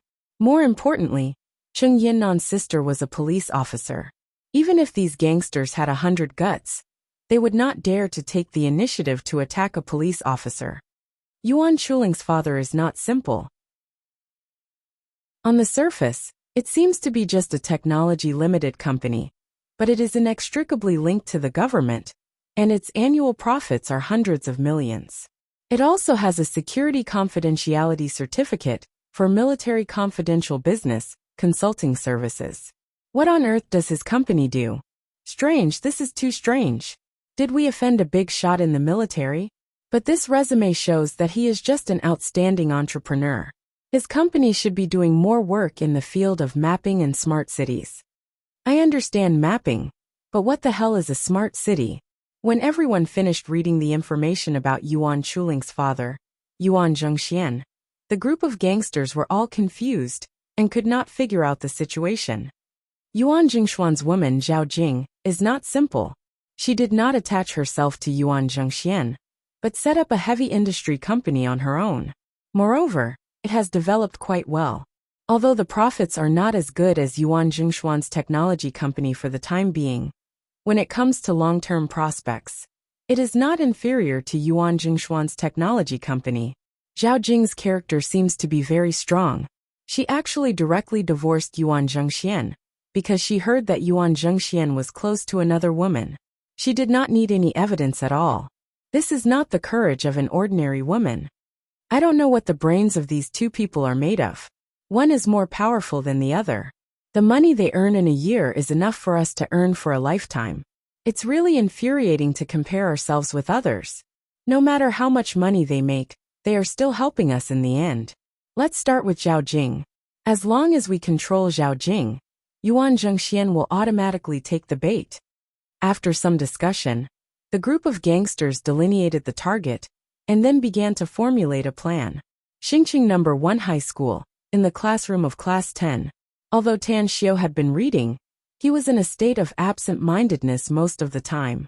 It was not because of the impact of what happened in the morning on him, but because he was thinking about his own money-making plan. Tan Xiao did not stay in the school library and the provincial library for nearly half a month in vain. He had almost read all the books in the library. The only thing Tan Xiao needed to do now was to filter in his mind and match the vast number of elixir formulas in the immortal world with the herbs that existed on Earth. He wanted to see which elixir formulas could be realized on Earth and could bring him huge profits. Chapter 55. Tan Xiao pondered for 2 days and 2 nights, changing the pill formulas in his mind again and again. Finally, he found a few formulas that could be completely realized on Earth. However, the cost of the product, the market after the product was produced, and how to manage and operate the company made Tan Xiao fall into a dilemma. In his previous life, Tan Xiao was used to being alone. Everything was taken care of by his subordinates, so he only needed to do his own things. In this life, not only did Tan Xiao have very few friends, he didn't even have any subordinates. This made Tan Xiao feel helpless. Although Banzhou, Dingzi, and the others could be ordered around by him, Tan Xiao didn't think that those people had the ability to help him manage the company. It seems that I have to find a headhunting company, or take the initiative to look for talents. However, trust is not easy to cultivate. Tan Xiao sighed and continued to write and draw on the paper. In these 2 days, Tan Xiao drew several thick blank notebooks. Later, Tan Xiao felt that drawing notebooks was too wasteful. He even drew all the blank test papers on the desk. "Boss, are you worried about something, or are you worried about the college entrance examination?" Yuan Chuling grabbed Tan Xiao's paper and looked at it. He was confused and asked worriedly, "I'm planning to rob a bank. Do you want to get involved?" Thinking of those rotten ideas that Yuan Chuling gave him to make money quickly, Tan Xiao became angry. Yuan Chuling smiled and then said with concern, "Boss, making money is not something that can be rushed. Apart from robbery and gambling, any other industry is not easy. It requires a lot of accumulation." "I understand. I'm just drawing for fun. You go and study," Tan Xiao said impatiently. He then lowered his head and continued to draw. Suddenly, Tan Xiao felt a dazzling light pass by his face. Tan Xiao couldn't help but frown. If it was an ordinary person, being shaken by a strong light would not be a big deal. After all, it was broad daylight, and the sun was scorching outside. It was normal for someone to play with a mirror or open or close a window to reflect the sunlight on their body. However, after Tan Xiao's qi cultivating stage, his senses and divine sense were strengthened countless times. He was like a camera that captured all the scenes within a radius of 100 meters into his mind. Tan Xiao knew that the strong light was the reflection of the sun. The reason why Tan Xiao frowned was because Tan Xiao felt that the direction of the reflection was not right.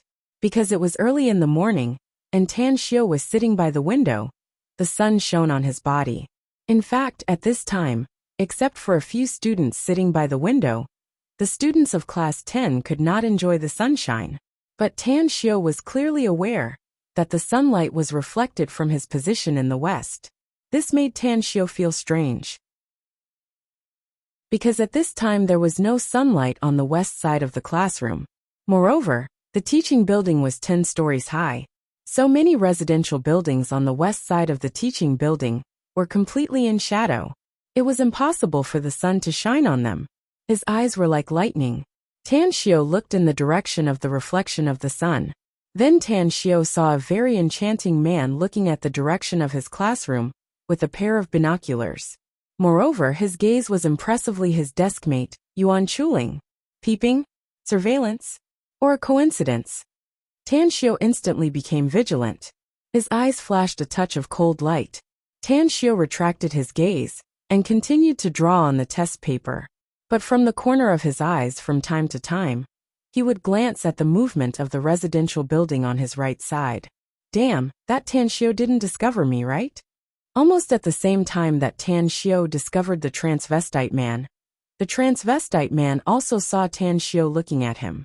His heart couldn't help but jump, and his mouth involuntarily cried out in alarm.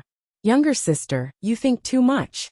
Our building is nearly a kilometer away from the teaching building of one middle school.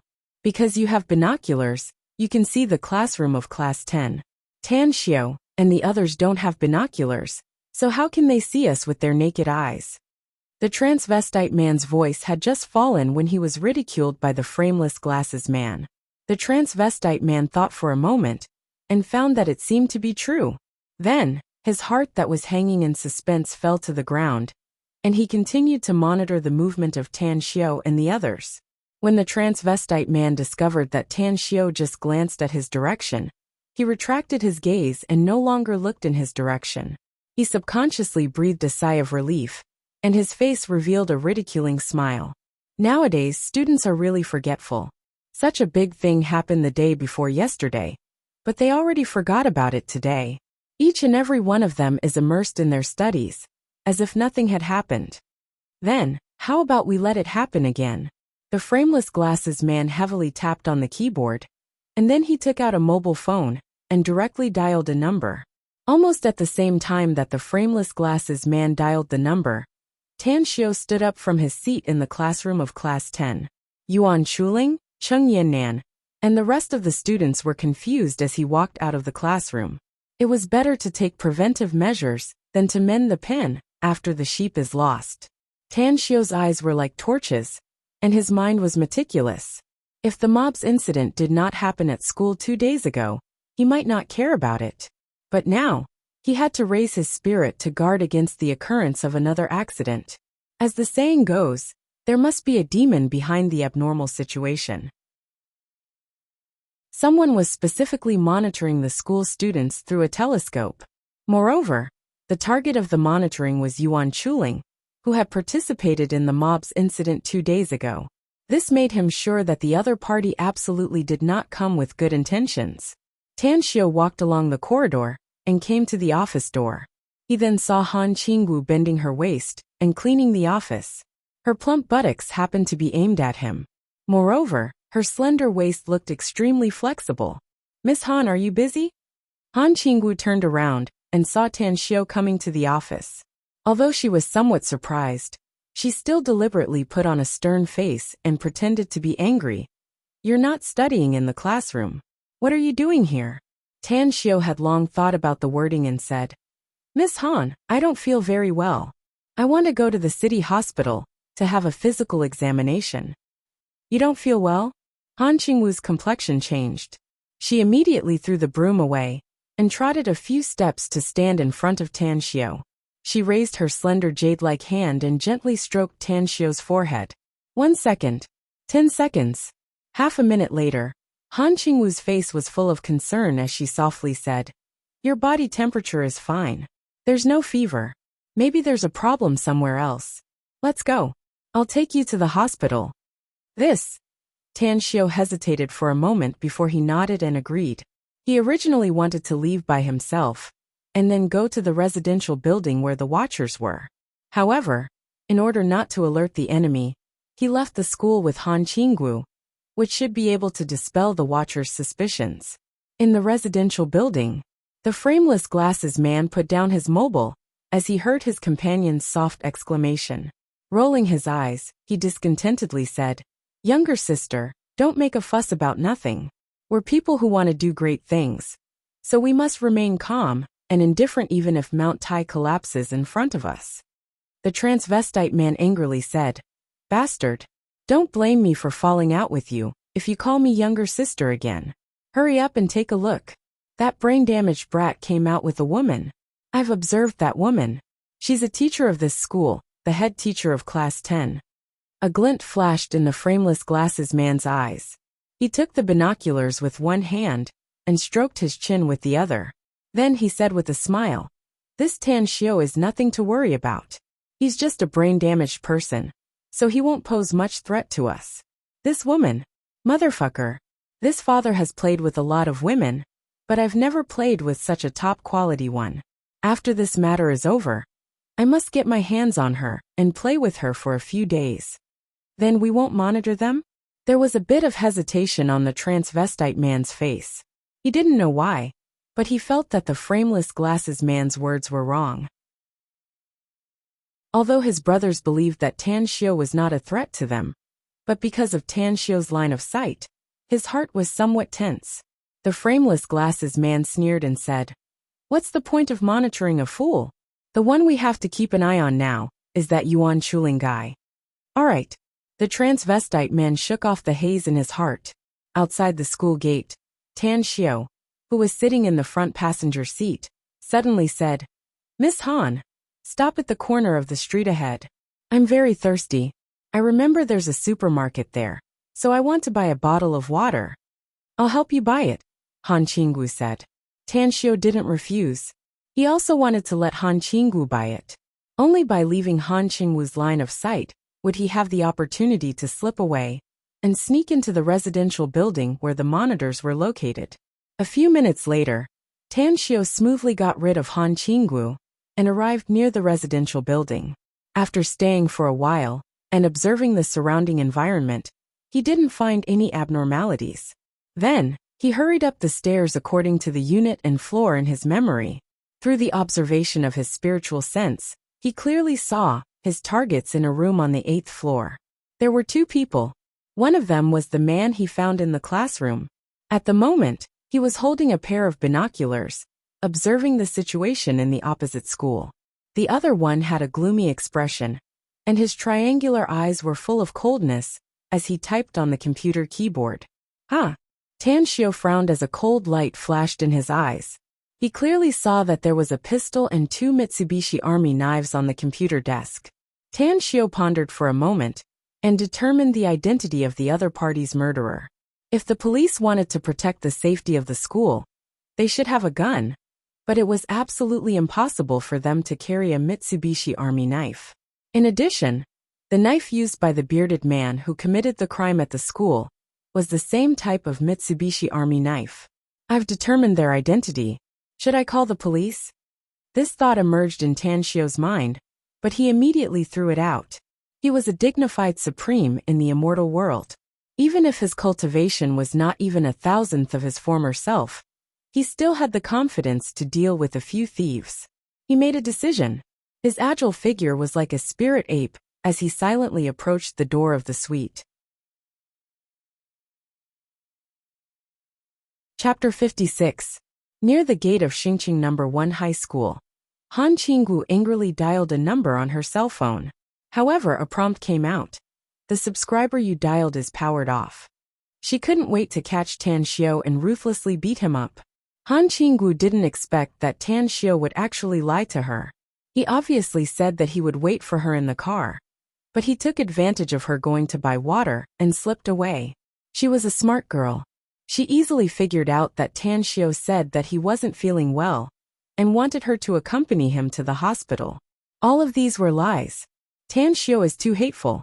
Skipping classes is fine, but he even made this great aunt escort him out of the school. This is intolerable. Wait until I find you. I'll definitely teach you a lesson. Nearby, in a residential building, the frameless glasses man was holding his cell phone. Listening to the voice coming from the other side, he was pleasantly surprised and said, "You've succeeded? You're secretly escorting that woman Zhao Jing to the repair factory? Well done. However, since Zhao Jing was kidnapped by us, the police will definitely be alerted. So we must conceal our whereabouts in these 2 days. My youngest sister and I will continue to stay here and monitor. This matter is related to Yuan Chuling. I believe that the police will inevitably contact my third brother. When the time comes, they will definitely come to the school to look for Yuan Chuling. I can't wait anymore. I want to see Yuan Chuling's angry face and the police's helpless face." Well, that's it, the call ended. The frameless glasses man wore a mocking expression on his face. His mind was thinking about the interesting things that would happen next.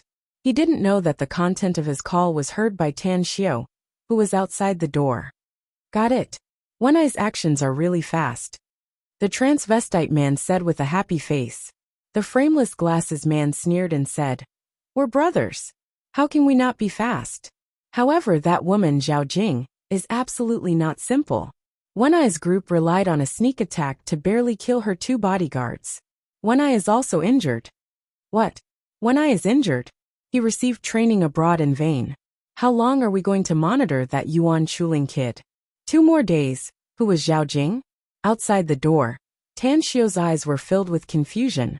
He racked his brains, but couldn't remember this person.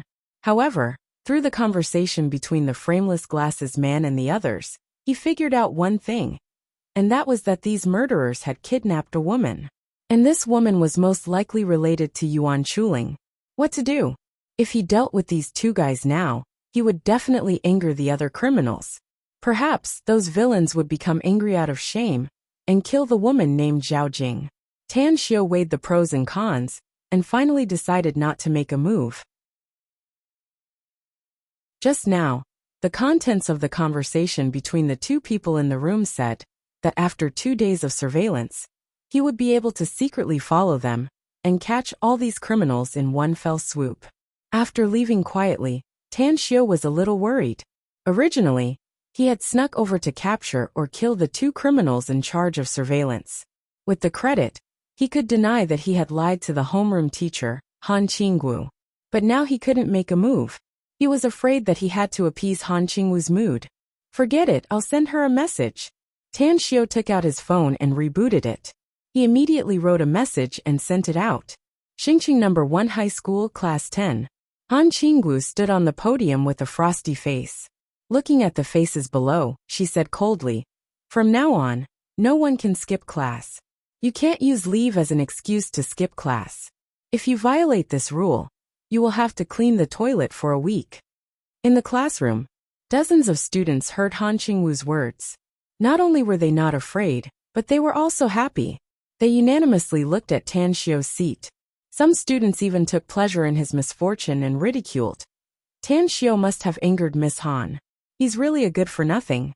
He's extremely bold. If I were Miss Han, I would directly expel him. Tan Xiu had skipped class for many days before. Miss Han has a good character and didn't stoop to his level. Now he's even more lawless. I really hope Miss Han can punish him immediately. Miss Han's character is too good. She blindly tolerated Tan Xiu, but the result was worse. He's really a rat shit. He stinks our whole class. How could there be such a rotten person in our class? Yuan Chuling listened to the discussion around him and was furious. If it weren't for the homeroom teacher, Han Qingwu, he might have stood up and violently beaten those students who talked dirty. Buzz! The vibration of her phone made Han Qingwu frown. She grabbed her phone and opened the message. "Miss Han, I have something important to do. I can finish it in 3 days at most. Wait for me to come back and accept the punishment." Tan Xiu. Han Qingwu forgot that she was standing on the podium at the moment. When she saw the content of the message, she couldn't help but roar. After roaring, Han Qingwu suddenly realized that she was still under the gaze of the whole class. Thinking of her gaffe just now, she couldn't help but blush. Oh my god! What did I see? Miss Han actually showed a shy expression? Could it be that I didn't sleep well last night and am hallucinating today? Beautiful, so beautiful. Miss Han can actually be shy, and it makes the moon and flowers blush even more seductive. My little heart is jumping like a little deer. Aha! Miss Han should be the most beautiful goddess in this world, right? I'm finished. I won't like any other woman in this life. Oh yes, Miss Han just looked at her phone. She should have received a message. Then is it a message from Tan Xiu to Miss Han? Miss Han called Tan Xiu's name? Then she showed a shy expression. Could it be? Impossible. How could Teacher Tang take a fancy to that mud Tan Xiu? Tan Xiu must have sent some indecent message to Miss Han that made Miss Han lose her composure. This bastard. Tang Xiu, you bastard. Yuan Chuling's face was gloomy just now, but when he heard the voices of his classmates, it suddenly turned cloudy, and then directly cleared up. From the bottom of his heart, he simply admired Boss Tan Xiu to the point of prostrating himself. To make Miss Han reveal a young girl yearning for love expression in this world, perhaps only Boss Tan Xiu could do this, right? In the future, I must learn more ways to pick up girls from Boss Tang. Yuan Chuling secretly decided. Outside the campus, Tan Xiu did not leave. He used his spiritual sense to observe the residential building. He found that not only was there no one, but the house was also in a mess, indicating that this house had been vacant for a long time. Therefore, with the help of his vigorous skills, he opened the window from the outside and slipped inside. He planned to stay here for the next 2 days and closely monitor the movements of the two people upstairs. At the same time, he also needed to find some useful talents as soon as possible. After carefully thinking about it, Tan Xiao dialed Long Jingyu's cell number. Star City in a 10-story building. Long Jingyu was holding a cigarette between his fingers as he sat on a soft leather sofa, chatting with two friends of similar age from the imperial capital. Chu Yi Bai Tao. You two don't believe me. I Long Jingyu never boast. My little brother is definitely a dragon among men. Although I don't have much contact with him, nor have I known him for a long time, I can assure you that no one in the younger generation is better than him. Long Jingyu said with a serious face. The handsome Chu Yi, who was wearing a suit, said with a faint smile. Young Master Long, we've known each other for more than 10 years, but this is the first time I've heard you praise someone so much. It seems that I must see him if I have the opportunity. I want to see if he's really as charming as you said. Bai Tao chuckled and said, I also want to see him. If he's really like what you said, young Master Long, I'll introduce my sister, who has eyes on the top of her head and looks down on any man to him. Ha ha ha. You brat. Long Jingyu couldn't help laughing. The two friends sitting opposite him were people from prominent families in the imperial capital. Similarly, they were also outstanding figures in the circle of young masters in the imperial capital. Even though their Long family had been developing rapidly in recent years, they still couldn't be compared with these two families. Ring, ring, ring. A cell phone's ringtone interrupted the trio's conversation. Long Jingyu furrowed his brows. He took out his cell phone and looked at it. A strange expression suddenly appeared on his face as he said with a smile, Speak of the devil and he'll call me. I'll pick it up first. After saying that, he picked up the phone and said with a smile, Brother Tang, how come you think of me today? Chief Long, I want to ask you a favor. Is it convenient for you? Brother Tang, I'm a few years older than you. If you don't mind, how about calling me Brother Long? Just tell me what you need my help with. As long as I Long Jingyu can do it, I'll go through water and tread on fire. Brother Long, I'm looking for a professional manager in the business field. I'm short on money recently and want to do some small business, but I don't have much time to manage it. I can only entrust a trustworthy professional manager. You want to do business? Long Jingyu suddenly stood up from the sofa as a glint flashed in his eyes. That's right. Long Jingyu probed. I don't know if Brother Tang can tell me what kind of business you're going to do? Of course, it's fine if it's inconvenient. Cosmetics business, said Tan Xiao. Long Jingyu was silent for a moment before he slowly said, I understand. Brother Tang, I'll dig a powerful professional manager for you in 3 days at the latest. Thanks a lot. Long Jingyu hung up the phone and slowly sat back on the sofa. He was silently thinking about the news brought by Tan Xiao. He was perfectly aware that Tan Xiao was not short on money. If Tan Xiao needed it, he could even give him millions. For example, he could even refuse 5 million last time. But now, he said that he was short on money, which proved that the amount of money was absolutely huge. Therefore, the business he wanted to do must be very big, and he was very confident that he could make money. Should I get a share of it? Long Jingyu's right hand stroked his chin as he pondered in silence. After a moment he made a decision. Chapter 57. Chu Yi and Bai Tao looked at each other. Facing Long Jingyu, who had sunk into contemplation, the two of them were very puzzled. Through this phone call, they could deeply feel how much Long Jingyu valued that youth. Young Master Long, what do you mean? Bai Tao was a straightforward person, so he asked directly. Long Jingyu slowly said, he wants to do business, so he asked me to help him find a professional manager. I'm thinking which professional managers in Star City can be poached with a lot of money. Bai Tao couldn't help but laugh. Just this small matter? Leave it to me. I helped him poach one from the imperial capital. Shui was a mature and meticulous man. Upon hearing the conversation between the two, his expression slightly moved, and a thought to test Tan Xiao emerged in his mind. He let out a faint smile and said, "Let's find Kong Xia. If the Tan Xiao you speak of is really a character, I think it won't be a problem for him to take Tang Xia down." "Kong Xia?" Bai Tao exclaimed involuntarily. Long Jingyu vaguely felt that the name Tang Xia was somewhat familiar, but he couldn't remember where he had heard it. With a bit of puzzlement he asked, "This Kong Xia is?" Gulping down a mouthful of saliva, Bai Tao bitterly smiled. "She's one of the top managers in the country. No, it wouldn't be an exaggeration to describe it as world-class. 3 years ago, when she returned from Wall Street, the world's financial center, she was hired by the Pangea Group at a high price.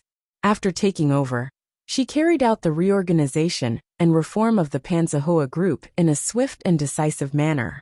In less than 3 years, the scale of the Pangea Group has quadrupled. 2 months ago, the second young master of the Pangsher Group, the unlucky second young master Pang from the imperial capital, failed to woo Tang Xia.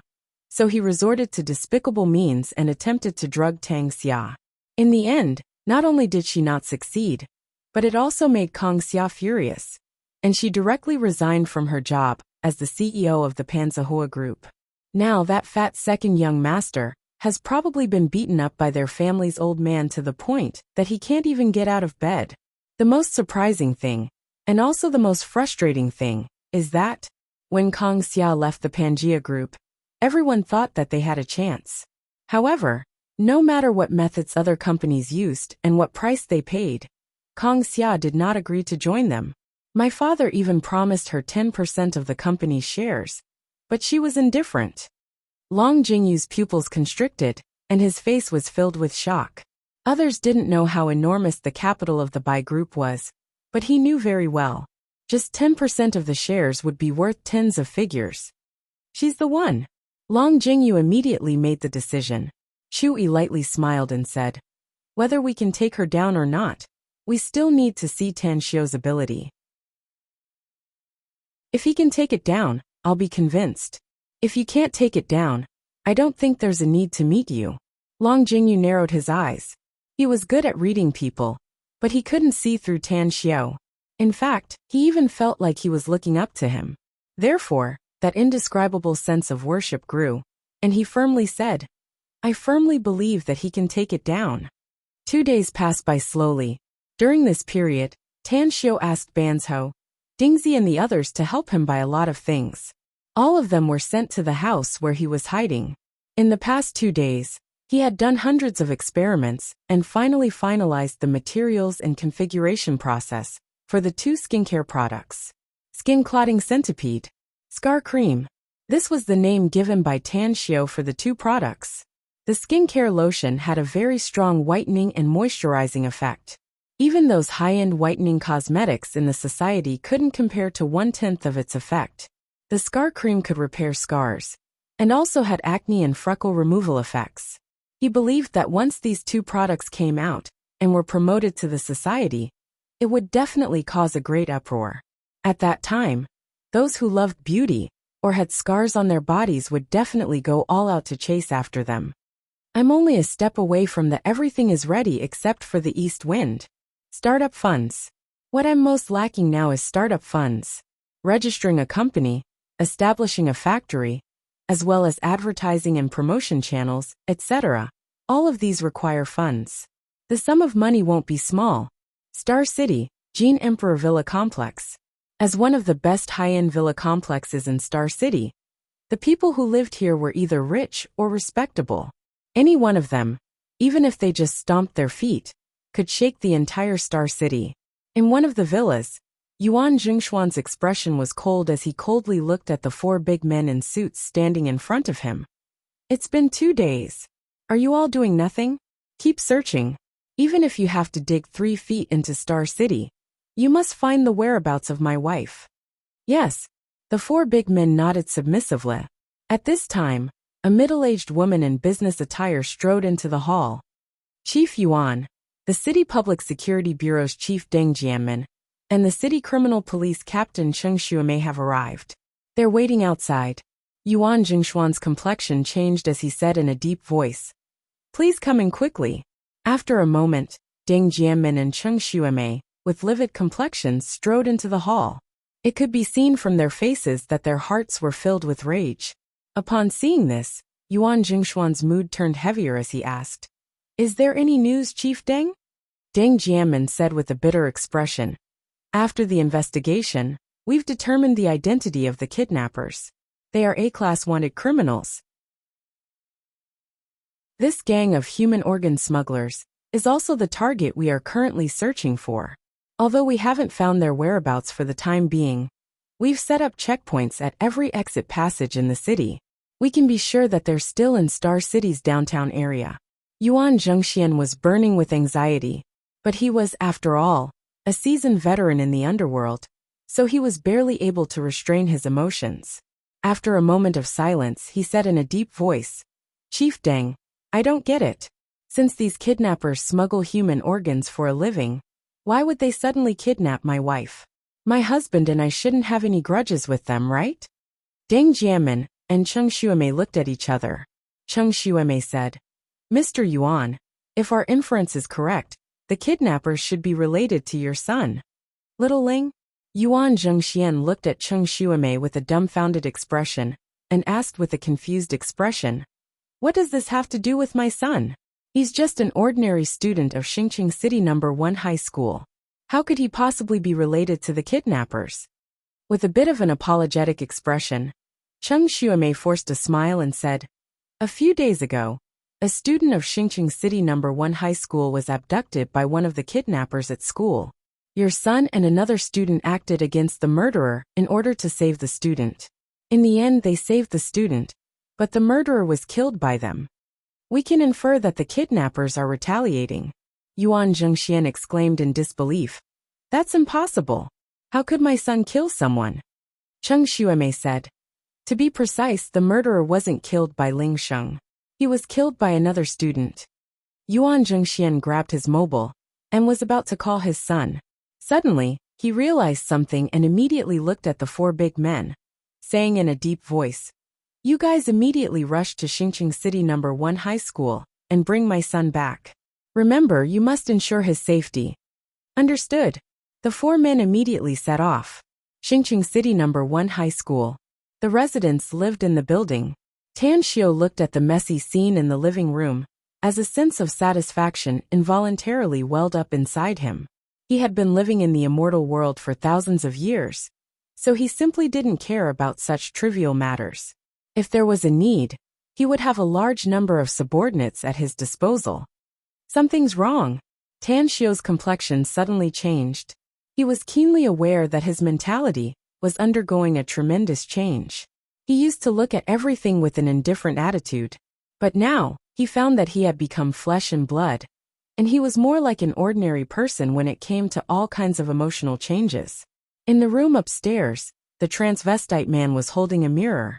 His big white hand pinched his orchid fingers as he looked at Yuan Chuling in class 10 through the binoculars from time to time. "What do you think that surnamed Tang brat is doing? He hasn't come back since he left the school that day. Could it be that the incident with third brother last time scared that surnamed Tang brat?" The frameless glasses man's fingers were flying as he typed on the keyboard, leaving only after images. There were dozens of surveillance images on his computer. All of them were the surveillance cameras of the streets near Xingqing City No. 1 High School. This indicated that he had hacked into the City Traffic Police Brigade's surveillance system. He's just a kid. He hasn't experienced any major events, so he's dizzy just from seeing blood. That surnamed Tang brat is a fool with a brain problem. Let's not waste time on such a small character. I'm just curious, when will those idiots from the City Public Security Bureau withdraw their surveillance cameras near the school? The transvestite man chuckled and said, "It's only been 2 days, yet the police have come to the school to investigate 4 times. Every time I see their disappointed appearance, I want to laugh out loud. Let me tell you." Suddenly, the transvestite man's voice abruptly stopped. He used the binoculars to carefully observe the scene in the school. "What?" The frameless glasses man frowned. He put down his laptop and came over. The transvestite man sneered and said, "It seems that Yuan Zhengxian is still very concerned about his ex-wife and son. He had actually sent his 4 subordinates to the school. I can be sure that the police have already told Yuan Zhengxian about what happened in the school." The frameless glasses man squinted his eyes and ridiculed. "How can these idiots deal with us brothers? Humph. If that brat Yuan Chuling is taken away, then there's no point in staying here to monitor him. We'll also withdraw." All right. Class 10's classroom. Yuan Chuling was playing with a carbon pen in a bored manner. From time to time, his eyes would sweep to the window. The reason why he came to Class 10 was mainly because Tan Xiao was transferred here. But in the past few days, Tang Xiao had unexpectedly disappeared again, leaving him without a companion to chat with. Yuan Chuling come out. The teacher in charge, Han Qinggu, appeared outside the classroom. Yuan Chuling stared blankly for a moment. He immediately got up and walked outside. When he was about to speak, his complexion suddenly changed. Because he saw his father's 4 men behind Han Qinggu, as well as Cheng Xuemei in her police uniform. Who was Cheng Xuemei? She was the captain of the City Criminal Police Unit, a police officer responsible for serious cases. Something happened. It should be related to his family. "Yuan Chuling, your mother has been kidnapped. Come with us to your father's place." Cheng Xuemei took the lead and said. Yuan Chuling's breath stagnated. Then he quickly said, "Who did it?" Cheng Xuemei said, "Let's go. I'll tell you on the way." In a residential building outside the school, Tan Xiao had just tidied up his temporary room when he found that the 2 villains upstairs had packed their things and left the suite. It's time to solve these threats. Immediately, he followed them without hesitation. Chapter 58. Tan Xiao quietly followed behind the 2 slayers. He found that these 2 slayers were very careful and vigilant. It would be really difficult to follow them if he didn't have his spiritual sense to monitor them. Huh, they have a car? Tan Xiao was secretly annoyed as he watched the 2 men get on a Volkswagen. He noted down the car's license plate number and quickly bypassed them as he ran toward the gate of the residential complex.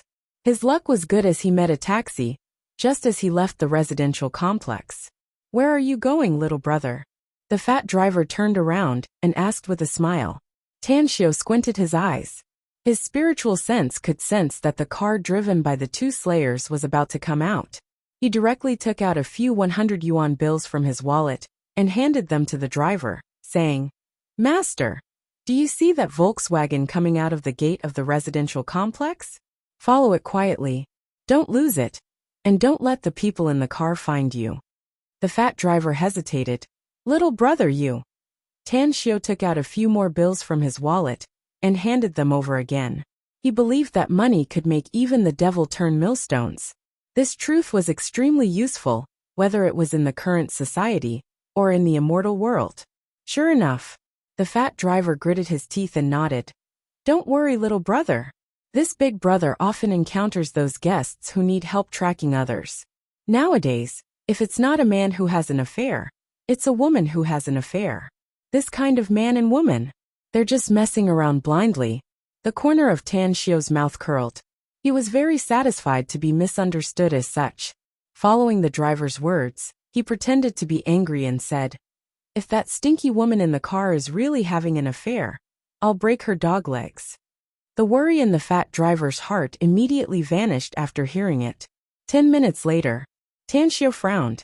The distance between the 2 cars was only 30 to 40 meters. Even if the taxi driver was very careful, it still aroused the vigilance of the slayer in front. "Master, slow down. Widen the distance between us." The fat driver hesitated. "Little brother, you have to think clearly. It's easy to lose them if the distance between us is too far." "Don't worry, master," said Tan Xiao. "We definitely won't lose them." The chubby driver was amused and smiled. "Little brother, you don't have a driver's license, right? The car is in my hands. How can you be more confident than me?" Tan Xiao smiled and did not say anything. Divine sense was like a cheat in life. So far, in this new era of the 21st century, he was the only one who had this ability, so he was naturally confident. A few minutes later, the smile on the chubby driver's face faded. He looked at the traffic light at the intersection and bitterly smiled. "Little brother, I'm afraid we've lost them. Let's speed up after we pass this traffic light," said Tanshio lightly. The fat driver did not say anything. After the red light lasted for dozens of seconds, the taxi sped through the intersection and sped up. Soon, they met another traffic light at the crossroads in front of them. "I can't see the car anymore," the fat driver said helplessly. Tanshio squinted his eyes and lightly said, "They didn't turn and are still moving forward. Just like before. Speed up once we reach the intersection."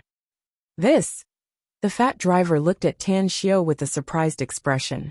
He really wanted to ask how Tanshio knew about it.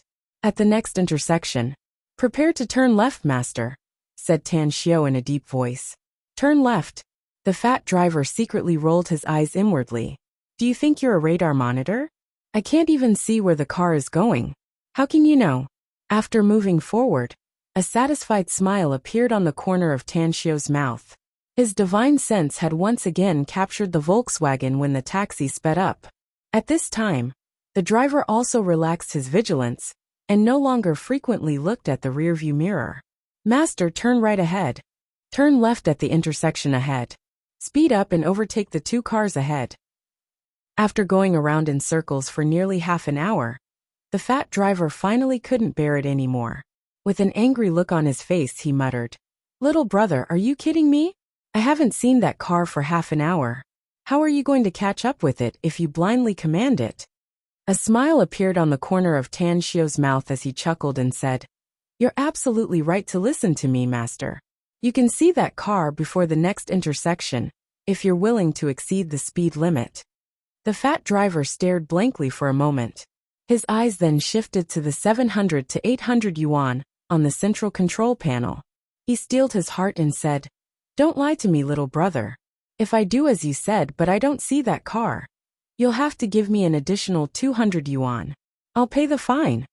"Deal." Tanshio grinned. A few minutes later, the fat driver was dumbfounded as he stared at the Volkswagen tens of meters ahead. Disbelief filled his eyes. Slap, slap. Suddenly, while driving, he raised his hand and slapped his face a few times. The sound was particularly crisp because he used a lot of strength. Immediately after, a bit of redness appeared on his plump face. "Am I dreaming? I can feel the pain. It's not a dream." How can he accurately judge the driving route of that Volkswagen? His eyes have been looking forward, and he absolutely didn't look at the mobile phone, tracker, or any other electronic devices. I'm driving this, little brother. Who is this god that descended to earth?" The fat driver looked at Tanshio with eyes that were completely different from before. After a moment of silence, he probed, "Little brother, if I slow down the speed again, can you still judge the driving route of that car?" "No problem, but the distance can't be too far," answered Tanshio. The fat driver's mouth twitched a few times. He gave a thumbs up to Tanshio and praised, "I'm convinced. This big fatty Lou rarely admires people, but I'm convinced by you. You're a god. If everyone was like you, I'm afraid those companies selling electronic radars would have gone bankrupt."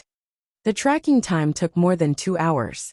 From the fat driver, Tanshio learned that the Volkswagen had turned a lot of places in the urban area, and some of the roads had taken detours twice.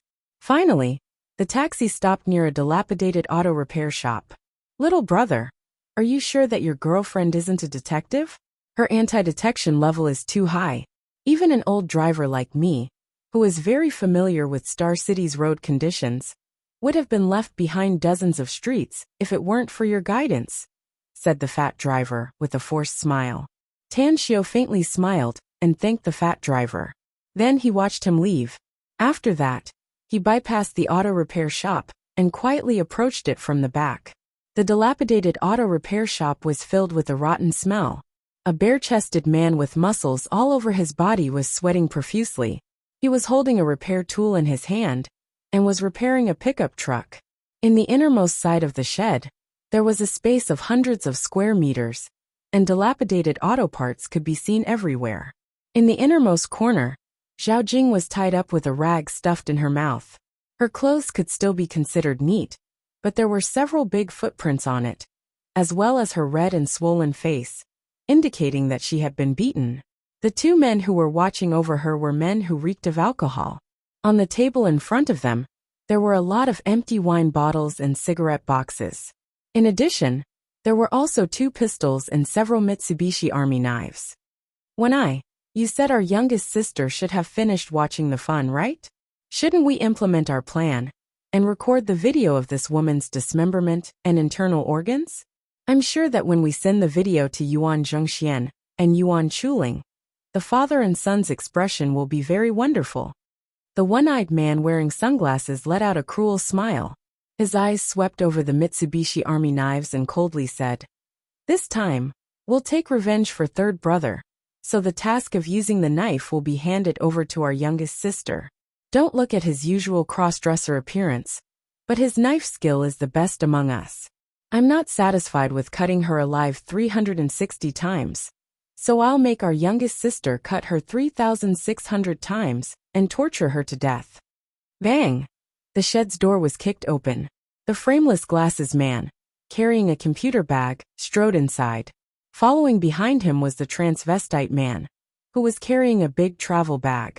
"Yo, younger sister, you're back? How was the show?" The transvestite man threw the travel bag and proudly said with a smile, "Of course it was great." Those idiot policemen went back and forth to Xingqing number 1 high school 4 or 5 times. Yet they couldn't find anything. You don't know, but every time they left, their faces were as if their parents had died. The frameless glasses man swept the wine bottles on the table. After putting away the computer, he said, "Now we can confirm that Yuan Chuling has been picked up by the police and his father's men." The transvestite man used the binoculars to observe their mouths, and got the result that Yuan Chuling has been taken to Yuan Zhengshuan's place. When I sneered, "You're worthy to be a family."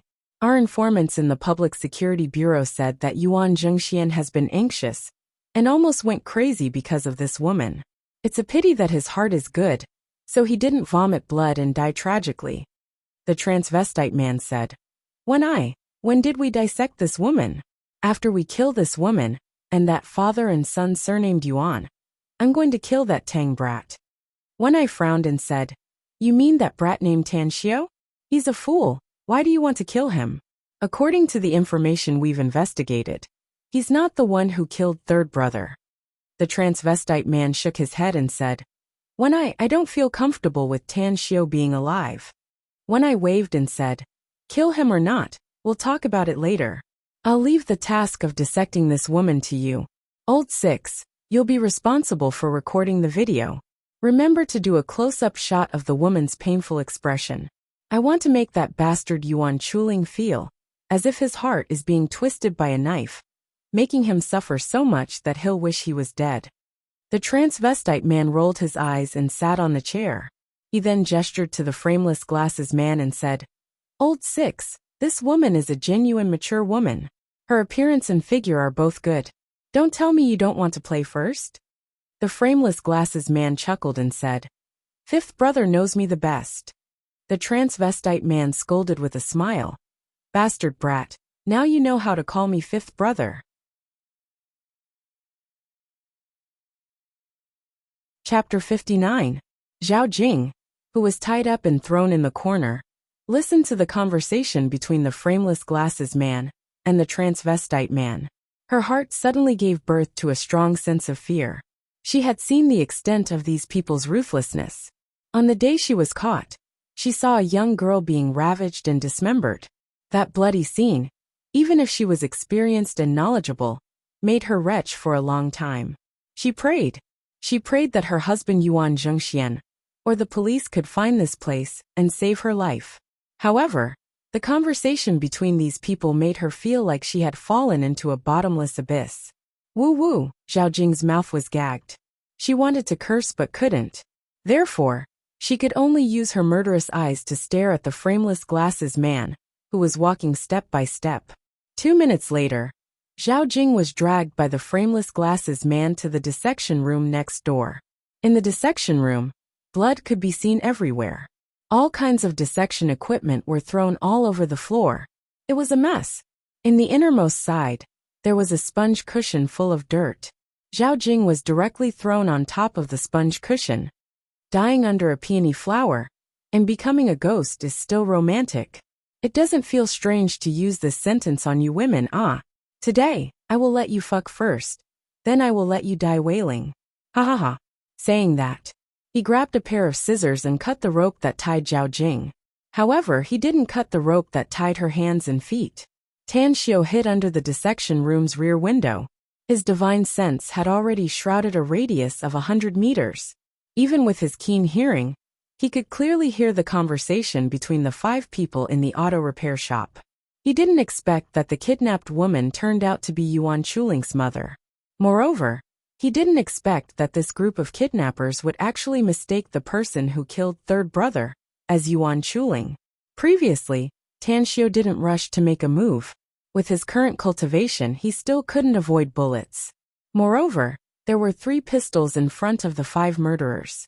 If there were only 1 or 2, he might not give the murderers a chance to shoot with lightning speed. If all 3 guns were fired at the same time, he would either die or be seriously injured. But now there was no threat. Tan Xiao smashed the rear window in the blink of an eye, when the frameless glasses man was tearing Zhao Jing's clothes. Moreover, he rushed in at an extremely fast speed. What? The frameless glasses man's strength was not his strength. Although he had killed many people, he had always tied them up and dissected them. His forte lay in his computer technology and intelligence network. Tan Xiao's speed was too fast, and he accurately tore open his throat, so he only managed to shout one word before his voice abruptly stopped. Bang! Tan Xiao lifted his right leg and lashed out at the frameless glasses man's face, sending him flying and crashing into the hard wall. He did not even look at the rimless glasses man, who was still alive and was clutching his throat with both hands. Instead, he turned to Zhao Jing's side and gestured for her to keep quiet. Then he removed the cloth from her mouth. Who are you? Zhao Jing was ecstatic that her savior had fallen from the sky. She had received Tan Xiao's signal, so she kept her voice extremely low. Tan Xiao whispered, You don't need to know who I am. You only need to know that I'm here to save you. I'll untie the ropes on your hands and feet, and then you can escape from this back window. Zhao Jing quickly asked, What about you? Tan Xiao said with a heavy tone, These people are all villains. Leaving them alive will only bring disaster to the world. I must get rid of them all. Zhao Jing involuntarily said, You don't want to live anymore? There are still 4 of them here. Moreover, they have knives and guns and bullets don't have eyes. You'll escape with me. We'll immediately call the police after we get out. There's also my husband. He has a lot of bodyguards. Weren't they divorced? A surprised expression flashed in Tan Xiao's eyes. He shook his head and said, I just eavesdropped on their conversation. I know that they have spies in the Public Security Bureau. Once we call the police, they will immediately receive the news and flee. Now is the best time to catch them in one fell swoop. I can't let them go. Don't worry. I can deal with these jumping clowns. Zhao Jing's complexion changed. She didn't expect that these kidnappers were so resourceful, that they even had spies in the Public Security Bureau. Then you be careful. After saying that, with Tan Xiao's help, she smoothly escaped from the back window. Inside the shack, the transvestite man, the one-eyed man, and the others were sitting comfortably, smoking and drinking. They had strange smiles on their faces as they glanced at the door, leading to the dissecting room next door from time to time. Among them, the one who couldn't control his little brother the most was the 6th brother. How come there's no movement? Every time 6th brother tossed and turned, didn't he always make a big noise? The one-eyed man slowly realized that the situation was not right as he spoke with a surprised expression. The transvestite man said with a sinister smile, 6th brother's condition is probably not good. He'll be done in 2 or 3 seconds. If I were a woman, I would absolutely not look at 6th brother. That kind of embroidered pillow. A 3-second shot. The one-eyed man was naturally suspicious. His complexion turned solemn as he shook his head and said, I don't think it's right. 4th brother, come with me to take a look. The drunken man staggered and followed the one-eyed man as they walked to the dissecting room next door. Conveniently, he also grabbed the pistol on the table. Bang! The door was kicked open by the one-eyed man as the drunken man swaggered into the room. When his blurred vision fell on the body of the frameless glasses man, his pupils instantly shrunk, and his body instantly tensed up. Puff! A sharp knife pierced the drunken man's heart without any symptoms. The tip of the knife stirred and instantly smashed his heart. Then a heavy punch hit his chest, sending his body flying toward the one-eyed man outside the door. Bastard! The one-eyed man's complexion crazily changed. He grabbed a Mitsubishi Army knife from his waist lightning fast. After sweeping the drunken man's body, he roared and rushed toward Tan Xiao. At the same time, the Phoenix man and the middle-aged big man also grabbed a knife and a gun and rushed over after hearing the commotion. You're like a mantis trying to stop a chariot. You're overestimating your own capabilities. Tan Xiao's cultivation had reached the peak of qi cultivating stage. Apart from his formidable strength, his speed had also broken through the limit of ordinary people. He didn't use any specific moves because his martial arts realm was at his fingertips. His keen eyes locked onto the Mitsubishi Army knife that was suffused with a cold light. While dodging at an extremely fast speed, the knife in his hand instantly tore open the wrist of the one-eyed man who was holding the knife. What? The one-eyed man felt a heart-wrenching pain. The moment the Mitsubishi Army knife fell, he instantly retreated. He had already recognized Tan Xiao, but he felt that if he wasn't dreaming, then he must have drunk too much. Because he thought that Tan Xiao was an idiot who had gotten into a car accident, and his brain was damaged. Don't move. The transvestite man, who was tens of meters away, pointed the black muzzle at Tan Xiao and shouted. Tan Xiao sneered and retreated at the same time. Without the slightest hesitation, he jumped out of the dissecting room's rear window. Without the strength to dodge bullets, and before reaching the second layer of Star's tyrannical body, he absolutely wouldn't foolishly confront the gunman head-on. Assassination. Sneak attack. It wasn't like he hadn't done this kind of thing in the cruel world of immortal cultivators. Even in those special terrains and dangerous hopeless situations, he only narrowly escaped death every time. Where is he? The transvestite man and the one-eyed man met up. After rushing into the dissecting room, they immediately found the rear window with broken glass. A murderous glint appeared on the one-eyed man's face as he said in a heavy tone, "No matter how much we calculated, we didn't expect him to be an expert. It seems that our previous information was wrong." The transvestite man looked at the corpses of his two brothers on the ground. Grief and anger made his face twist. He hatefully shouted, "One-eyed, was the person I just saw Tan Xiao? That bastard whom you think is an idiot? Is he the one who killed Old 5 and Old 6? The one-eyed man nodded and said, "That's right. He's the Tan Xiao we've investigated before." He regretted it. Now his heart was full of regret. If there was a medicine for regret in this world, he would absolutely be willing to spend all his money to buy it. Because after taking the medicine for regret, he wouldn't ignore Tan Xiao. He wouldn't ignore that student whom he thought was an idiot. He's just an idiot. In his mind, he thought back to what he had said before. Invisibly, it was as if a pair of palms had ruthlessly slapped his face, making him ashamed and hating himself. The transvestite man shouted in a flustered and exasperated manner, "I warned you. But you all thought he was an idiot, a student without the strength to even truss a chicken. What about now? A fool can kill Old 5 and Old 6? Can he rescue that bitch Zhao Jing without anyone knowing?" His words made the one-eyed man even more remorseful. Looking at the corpses of his two brothers, his eyes turned red. He angrily rushed out of the door and sternly shouted, "Tan Xiao, if you're a man, then get the fuck out here for this father. My old man will definitely break your balls." However, apart from the empty echo, there was no sign of Tan Xiao. Although the transvestite man was furious, he didn't lose his reason. He was the most cautious and rational person among the group of brothers. Maintaining his vigilance, he followed at the one-eyed man's side and spoke with a sinking tone. "One-eyed, Tan Xiao is hiding in the dark while we're in the light. This situation is very disadvantageous for us. I think we should immediately retreat now. A gentleman's revenge is never too late even after 10 years. Even if we're not good people, we still have to plan our revenge. The one-eyed man grabbed his injured wrist with his other hand as he walked toward the middle of the shack and said, "What are you afraid of? We have guns in our hands now.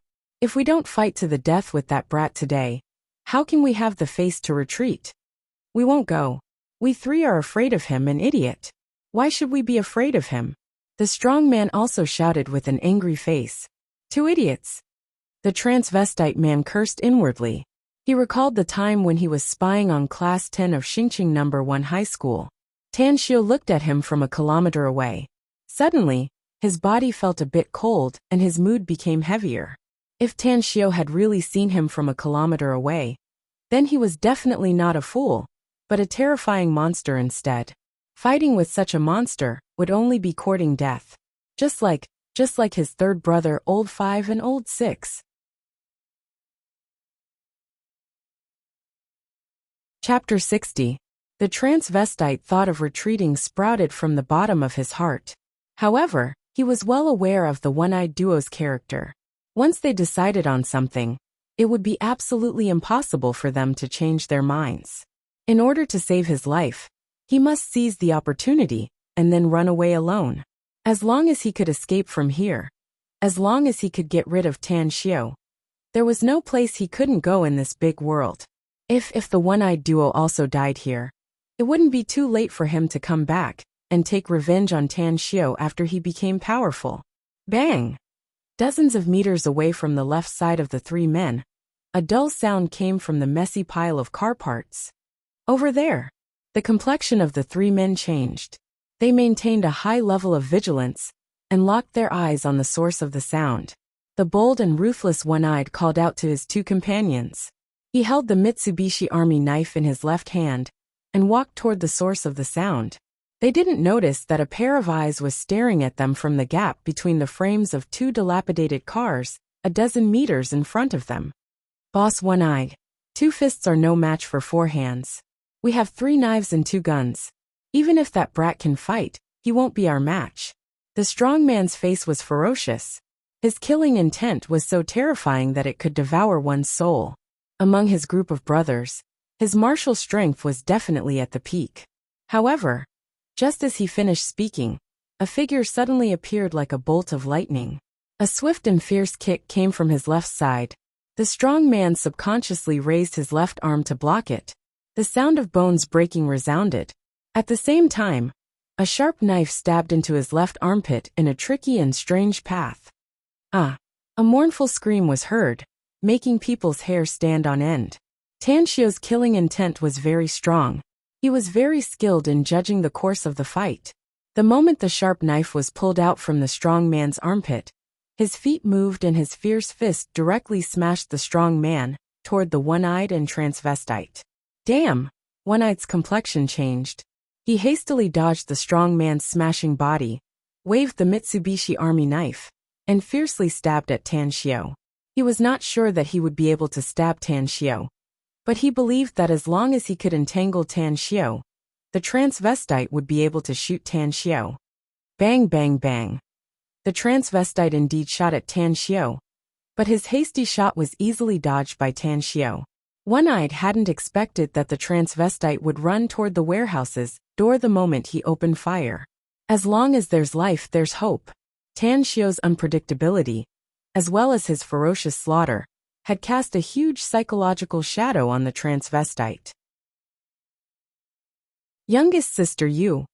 One-Eyed took advantage of the time when Tan Xiu dodged the bullets and retreated several steps in an instant. Never in his wildest dreams did he expect that his sworn brother, whom he had been through life and death with, would actually abandon them and escape alone. At this moment, he hated Tan Xiu, and even more hated the transvestite who had betrayed them and fled alone. Tan Xiu also didn't expect that the transvestite would choose to escape at this time. If he hadn't run away, it would have taken him a lot of effort to deal with the three of them. But now, Tan Xiu coldly smiled.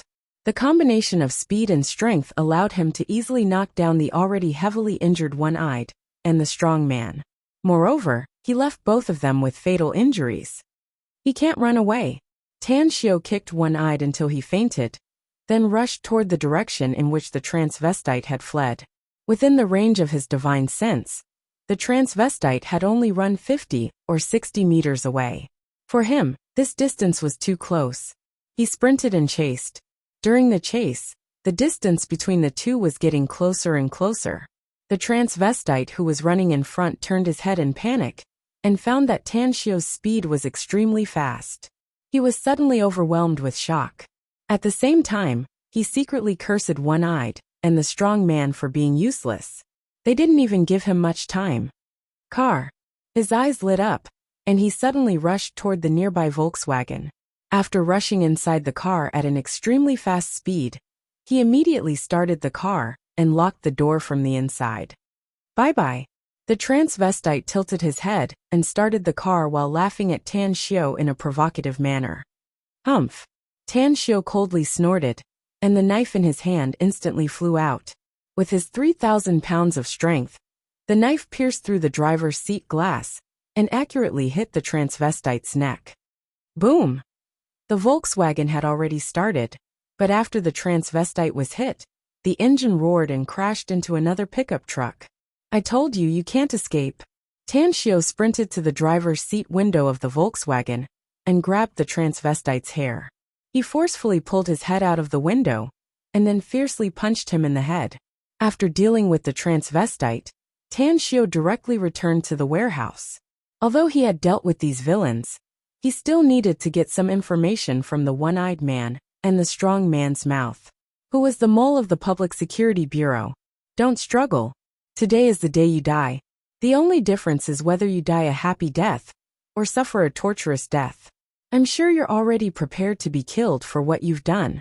So before you die, I'll give you the last choice. The strong man let out a bitter smile. He looked at the wound on his body and sneered. Suffer a torturous death? My injury is fatal. Even if you want to cough. You can't even stall for time. A multiple-choice question is just a joke. Tan Xiao slightly squinted his eyes as his finger instantly touched an acupoint near the strong man's wound. What? The strong man's eyes turned as big as a copper bell, and his face was full of panic. He found that after Tan Xiao touched a few times on his body, the bleeding wound unexpectedly stopped. Tan Xiao coldly said, You don't have to believe it, but I'll make you believe it. If I don't want you to die so quickly, I can keep you alive for at least 2 hours.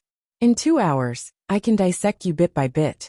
I can still keep you conscious and watch the flesh and blood on your body diminish.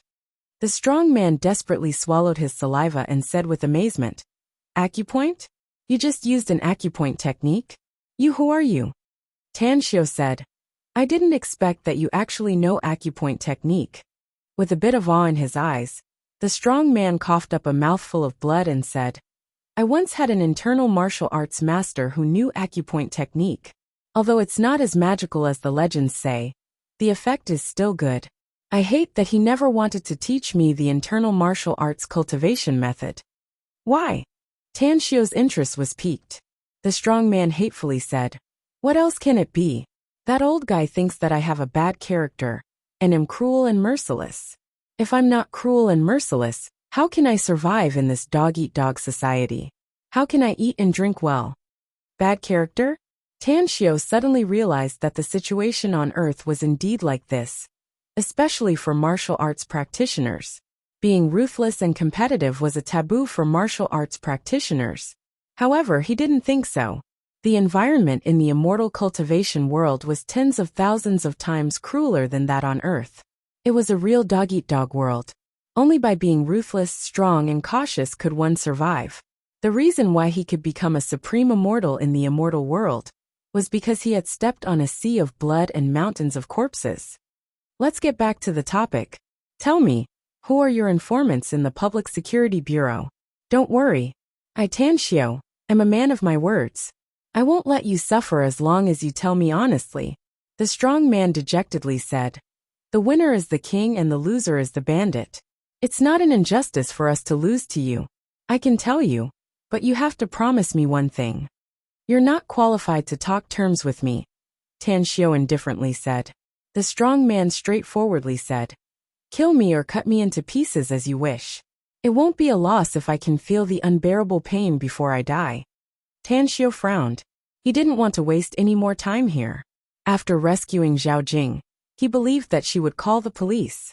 Perhaps it wouldn't be long before a large number of police arrived. After returning to this world, he was very clear about one thing: killing people was against the law.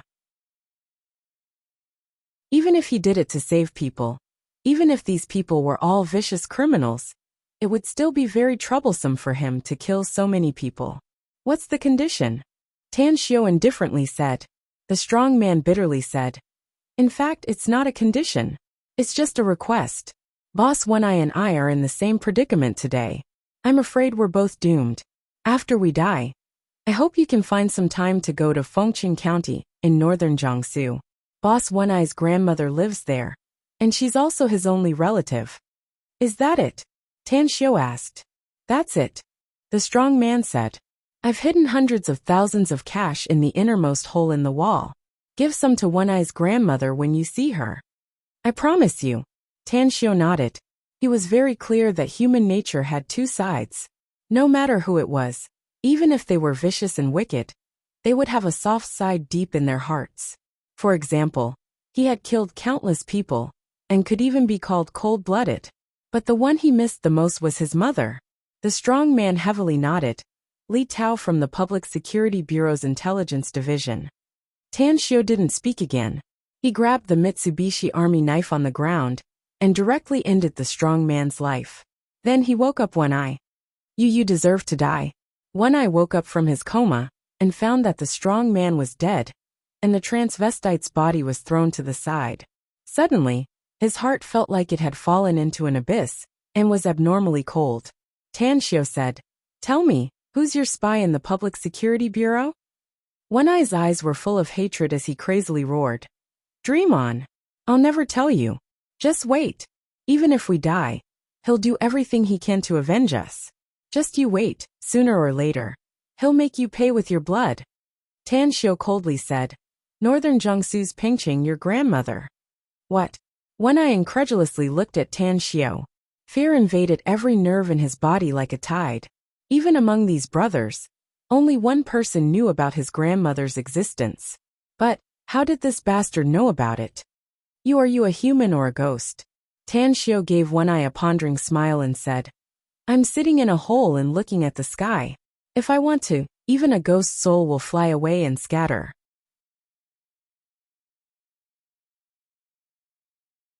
Chapter 61. Star City, Jin Emperor Villa Complex. Yuan Jingshuan's face was as gloomy as water, and his heart was filled with anxiety. The longer it was since his wife, Zhao Jing, was kidnapped, the more dangerous it was. He hated those kidnappers, but he hated himself and the police even more for their incompetence. So far, he had not found the whereabouts of his wife Zhao Jing. He had already received confirmation that the kidnappers who kidnapped his wife were in cahoots with the culprit at Xingqing No. 1 High School. He had already guessed that the other party had kidnapped his wife for revenge. Yiling, you still can't contact that classmate of yours?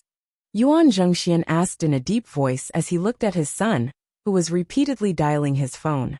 Yuan Chuling shook his head bitterly. I can't get in touch with him. His phone is still turned off.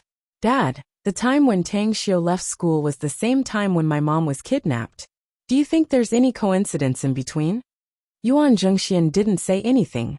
He just looked at Deng Jianmen, the director of the Public Security Bureau, and Cheng Xuemei, the captain of the criminal police team, who hadn't left yet. There's not much hope. The location where Zhao Jing was kidnapped was near the company. At that time, Tan Xiu was at Xingqing No. 1 High School. The distance between the two places was dozens of kilometers. Unless Tan Xiu was able to predict the future, it would be very difficult to link this incident with Zhao Jing's kidnapping. Besides, he's just a student, a high school student. Deng Jianmen said in a low voice. But Tan Xiu is also missing, said Yuan Zhengxian. Haven't the police been looking for him for 2 or 3 days? We haven't found it yet. Cheng Xuemei said, It's really strange. We've sent someone to his house to investigate. He hasn't come home. Even his mother doesn't know where he is.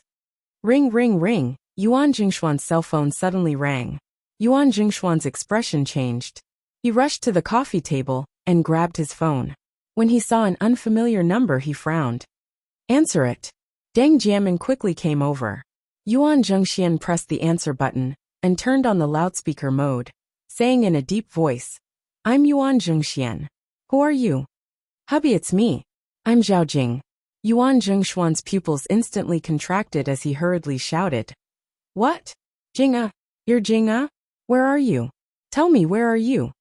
Hubby, I'm taking a taxi to your place right now. I borrowed this phone from the driver. Jing Air, did the kidnappers let you out?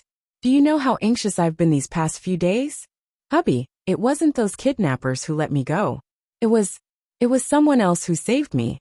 By the way, quickly send someone to the abandoned auto repair shop on Deep Red Road in the peaceful Serene district. My savior is still there. By the way, don't call the police. My savior told me that there are spies in the police station for the kidnappers. Deng Jianmin and Cheng Xuemei held their breaths, their eyes filled with disbelief. Are there informants for the kidnappers in the police station? How is this possible?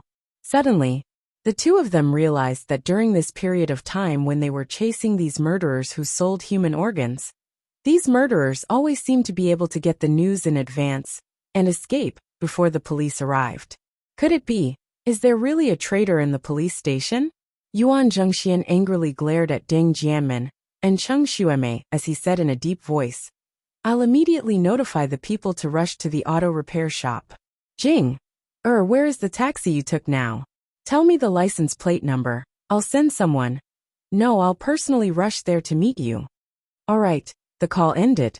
Yuan Zhengxian angrily said, You police officers are really good. You even have a traitor among your people. It's a very good continental version of infernal affairs. You've also heard my wife's words.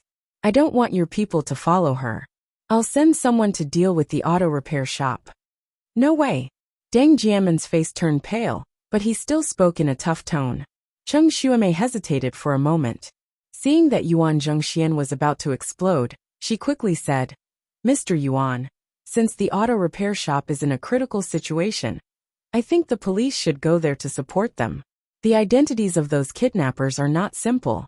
All of them are A-class wanted criminals, and their hands are stained with blood. How about this? All of my criminal police members are elites who have been following me for several years. They have clean backgrounds and absolutely no traitors among them. How about we rush there with you? Yuan Zhengxian hesitated for a moment before he nodded and said, All right. But I hope that I won't inform anyone except for you. I'll go too, said Deng Jianmin hurriedly. In the abandoned auto repair shop on Deep Red Cloud Street, in the peaceful Serene district, Tan Xiao looked at the ashen face of the one-eyed man and coldly said, I've given you the chance. Tell me, else you'll know the consequences. The one-eyed man fell into silence. He didn't want to betray his brother. He was still looking forward to his brother to help him take revenge. However, he was perfectly aware of how ruthless this young man was. If he didn't tell him, he was afraid that this young man would really harm his grandmother. He was raised by his grandmother since he was a child, and the person he cared about the most in his heart was her. What should I do? The one-eyed man's heart was in turmoil as he fell into deep hesitation. I'll count down from 3. If you haven't answered my question, then you don't need to. I'll make the choice for you. Of course, I can tell you that your companion has already told me who your spy is in the police station. I just want to confirm it. Tan Xiao's voice was like a heavy hammer. Each of his words heavily hit the one-eyed man's heart. 3, 2, 1. I'll tell you. The one-eyed man felt a stabbing pain in his heart. But at the last moment, he still chose to protect his grandmother. Speak. Tan Xiao coldly said. Who is it? The one-eyed man gritted his teeth and said, Li Tao, the deputy chief of the Public Security Bureau's Intelligence Division. Sure enough, it's him. Tan Xiao sneered. The Mitsubishi Army knife tore the one-eyed man's throat and pierced his heart. After killing the one-eyed man, he followed the instructions of the strong man and found a bundle of cash in a plastic bag in the innermost hole in the wall. Then he left the place. In fact, if these criminals weren't a threat to him, he wouldn't have bothered to deal with them. Of course, after knowing that Yuan Chuling's mother was kidnapped, he would have acted even more. However, the most important thing for him now was to make money.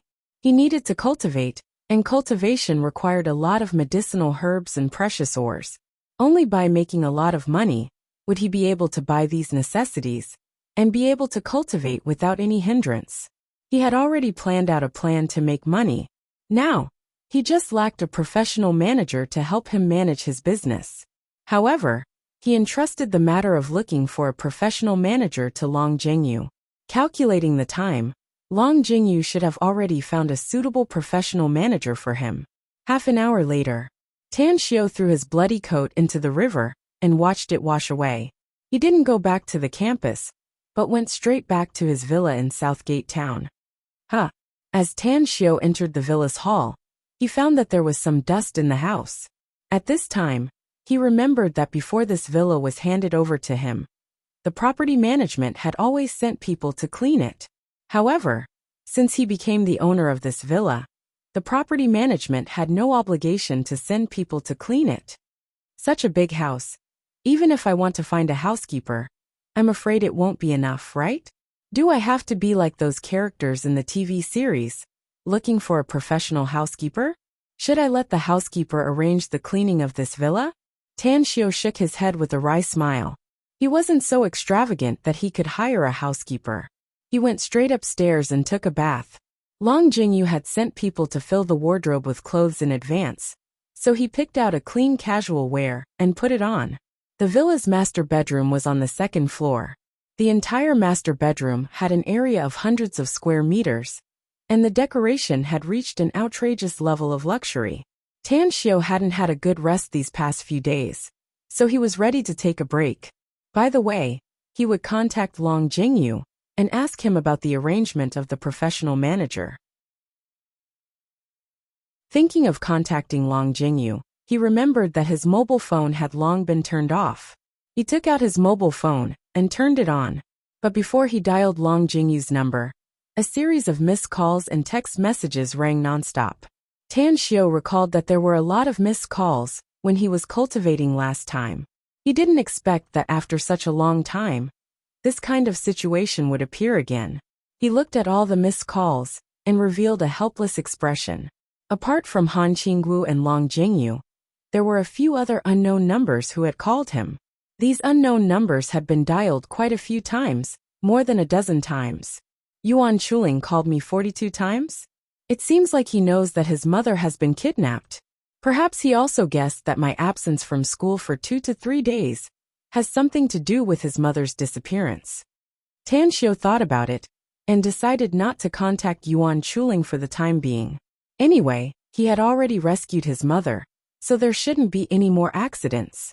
As for Han Qingwu, he had used her, so she might be angry and wanted to give him a good scolding. He didn't have to contact her for the time being. Half a minute later, Tan Xiao dialed Long Jingyu's number. Brother Long, I'm Tan Xiao. I've troubled you to help me find a professional manager. How's it going? Brother Tang, you've finally taken the initiative to contact me. I've called you a few times, but your phone is turned off. The professional manager is a bit special. Can we meet and talk about it? Long Jingyu's tone was a bit excited, as if he had encountered a good thing. Special? A surprised expression flashed in Tan Xiao's eyes as he slowly said, All right, let's meet now. Where are you? I'll find you. I'm at the property management office in Southgate Town. Long Jingyu said with a smile. 10 minutes, said Tan Xiao. After hanging up the phone, Tan Xiao hesitated for a moment before he dialed another number. It was an unfamiliar number, but it was the one that had called him the most. Hello, are you Tan Xiao? The call was connected. Before Tan Xiao could speak, a hurried female voice came from the other side. It's me. Who are you?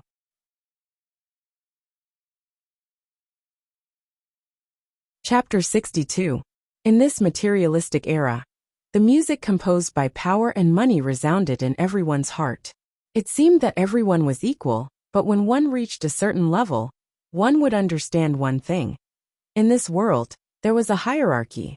Although Gu Yuetao was not at the top of the food chain, But as the only son of the first secretary of the municipal government, how could he not understand this truth? With a bit of probing, he asked in a low voice. Young Master Long values a friend, so he must be a big shot. Wait for young Master Long to introduce one or two. Long Jingyu nodded his head in affirmation. Gu Yuetao's conduct was as clear as a mirror in his heart. Relying on his good reincarnation skills, Gu Yuetao could be said to be arrogant and despotic in Star City. In recent years alone, the number of bad things he had done was hard to count. If it wasn't for his father cleaning up his mess, he would have spent the rest of his life in prison. 7 to 8 minutes later, Long Jingyu was happy and immediately got up to greet Tan Xiu, who was coming from afar. Big brother Long. Tan Xiu found it a bit funny inside. He was already more than 10,000 years old, yet now he was reduced to calling a 20-year-old brat brother. Long Jingyu said with a smile, Brother Tang, wanting to see you is harder than ascending to the heavens. Even Zheng Lin called you many times, but no one picked up. With a bit of apology, Tan Xiu said, I'm sorry, I don't have the habit of using a mobile phone. I didn't find it, because there was no electricity. Who is this? Long Jingyu glanced at Gu Yuetao and said, He's Gu Yuetao, my friend. The reason why I came to Southgate Town is because a friend of mine wants to sell a house. Gu Yuetao wants to buy it, so I came to help. Tan Xiu suddenly understood. He nodded to Gu Yuetao and asked, Am I disturbing you? Long Jingyu said with a smile, It's okay. Gu Yuetao didn't expect that the friend Long Jingyu valued turned out to be such a young man. Although he felt that this young man had an extraordinary bearing, he still looked down on him. He nodded perfunctorily and casually asked, Little brother Tang doesn't look too old, does he? Where do you work? Little brother Tang? Tan Xiu slightly wrinkled his brows. He felt a bit of indifference towards Gu Yuetao from the bottom of his heart. He could accept Long Jingyu addressing him as younger brother Tang, because he had some friendship with Long Jingyu, and also because of Long Zhenglin. But Gu Yuetao, relying on his age to speak frivolously, was truly repulsive. Student, Tan Xiu answered casually for the sake of Long Jingyu. Gu Yuetao was keenly aware of Tan Xiu's attitude, and he suddenly felt angry in his heart. However, he restrained himself and didn't flare up before figuring out Tan Xiu's specific identity. He then lightly said, Little brother Tang, there aren't many youngsters who can be recognized as friends by young Master Long. I think your background should be very deep, right? Background? A cold light flashed in Tan Xiu's eyes. In the cultivation world, he had killed countless hedonistic young masters with powerful backgrounds. From the bottom of his heart, he hated these hedonistic young masters with powerful backgrounds. As the saying goes, relying on heaven, earth, and parents is not a real man. A man with unyielding bones must constantly strive for self-improvement and possess the fighting spirit to kill the blue dome of heaven. Moreover, if people respect me, I'll respect them tenfold. Tan Xiu rarely took the initiative to provoke others. But if others provoked him, he would pay them back with blood, and a tooth for a tooth. He chose to ignore such a character in front of him. Big brother Long, is there any unforeseen event regarding the professional manager? Long Jingyu was also full of anger towards Gu Yuetao's attitude. But he was a businessman, and it was inevitable for him to deal with people from the government, especially since his Long family's business was not small and was inextricably linked with the government. Gu Yuetao's father was the first secretary of the municipal party committee, even though he didn't have much real power. But his special identity made many people not dare to easily offend him. Seeing that Tan Xiu directly ignored Gu Yuetao, he was also disinclined to pay attention to him. He looked at Tan Xiu and said, There's no unforeseen event, but I have an important matter to discuss with you. After saying that, he gestured to Tan Xiu to sit down and then continued. A few days ago, two good friends from the imperial capital came to handle some affairs and happened to meet with me. I got a piece of news from them. 3 years ago, Kong Xia, the gold medal professional manager, who came back from Wall Street, the world's financial center, has resigned from the Pontiff Group in the imperial capital. If possible, I hope you can go to the imperial capital and personally invite her. Kong Xia. Tan Xiu was confused. Is this person very powerful? Very powerful, Long Jingyu said seriously.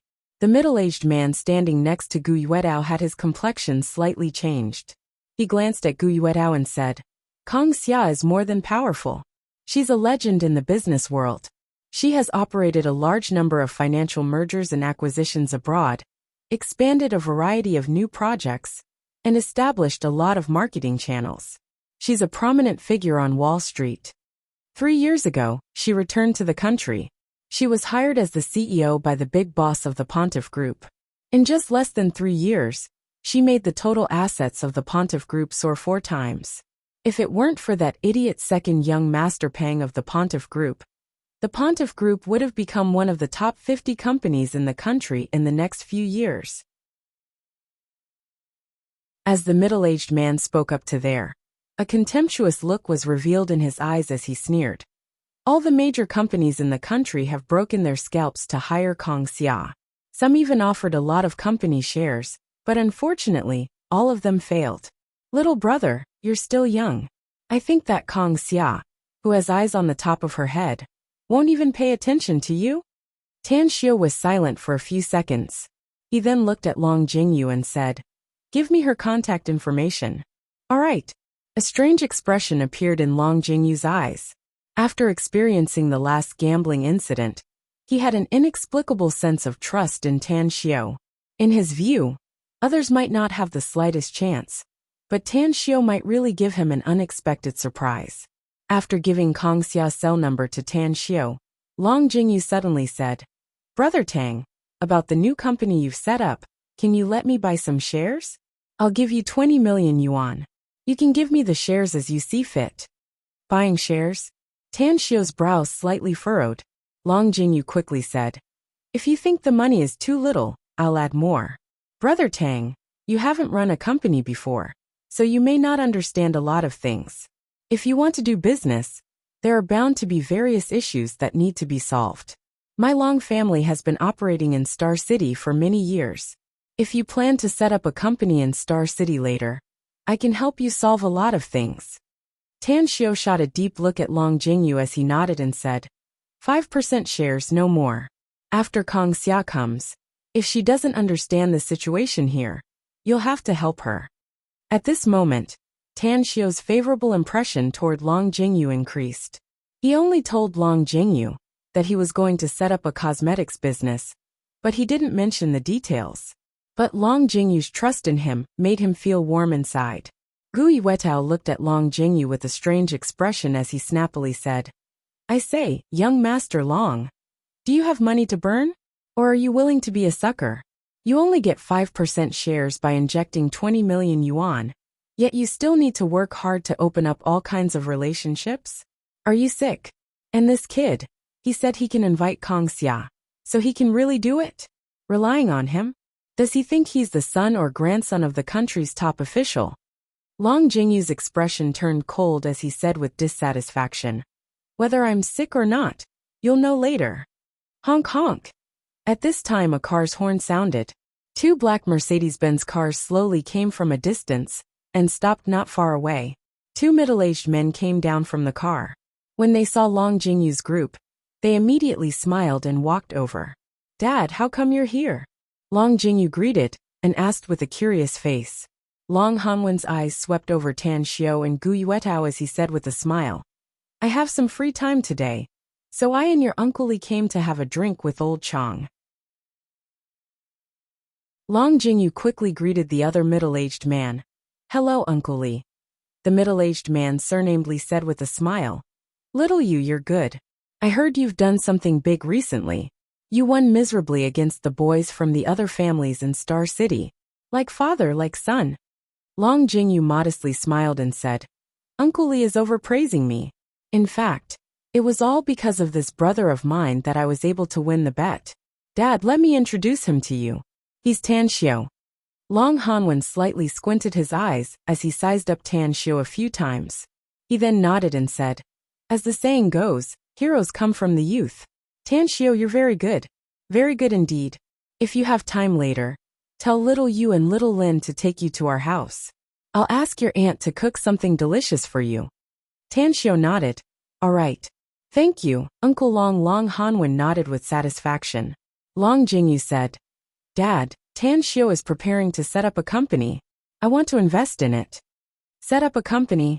Invest in it? Long Hanwen was surprised as he sized up Tan Xiu.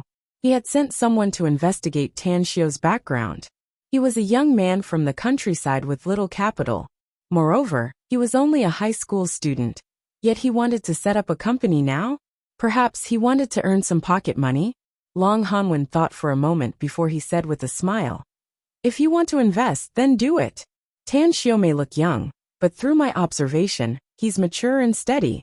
He'll be a man capable of doing great things in the future. Alright, you talk. Wait a minute.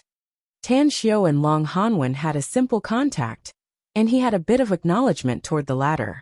As the saying goes, the father is a hero, and the son is a hero. Long Jingyu was very outstanding, and his father must be good as well.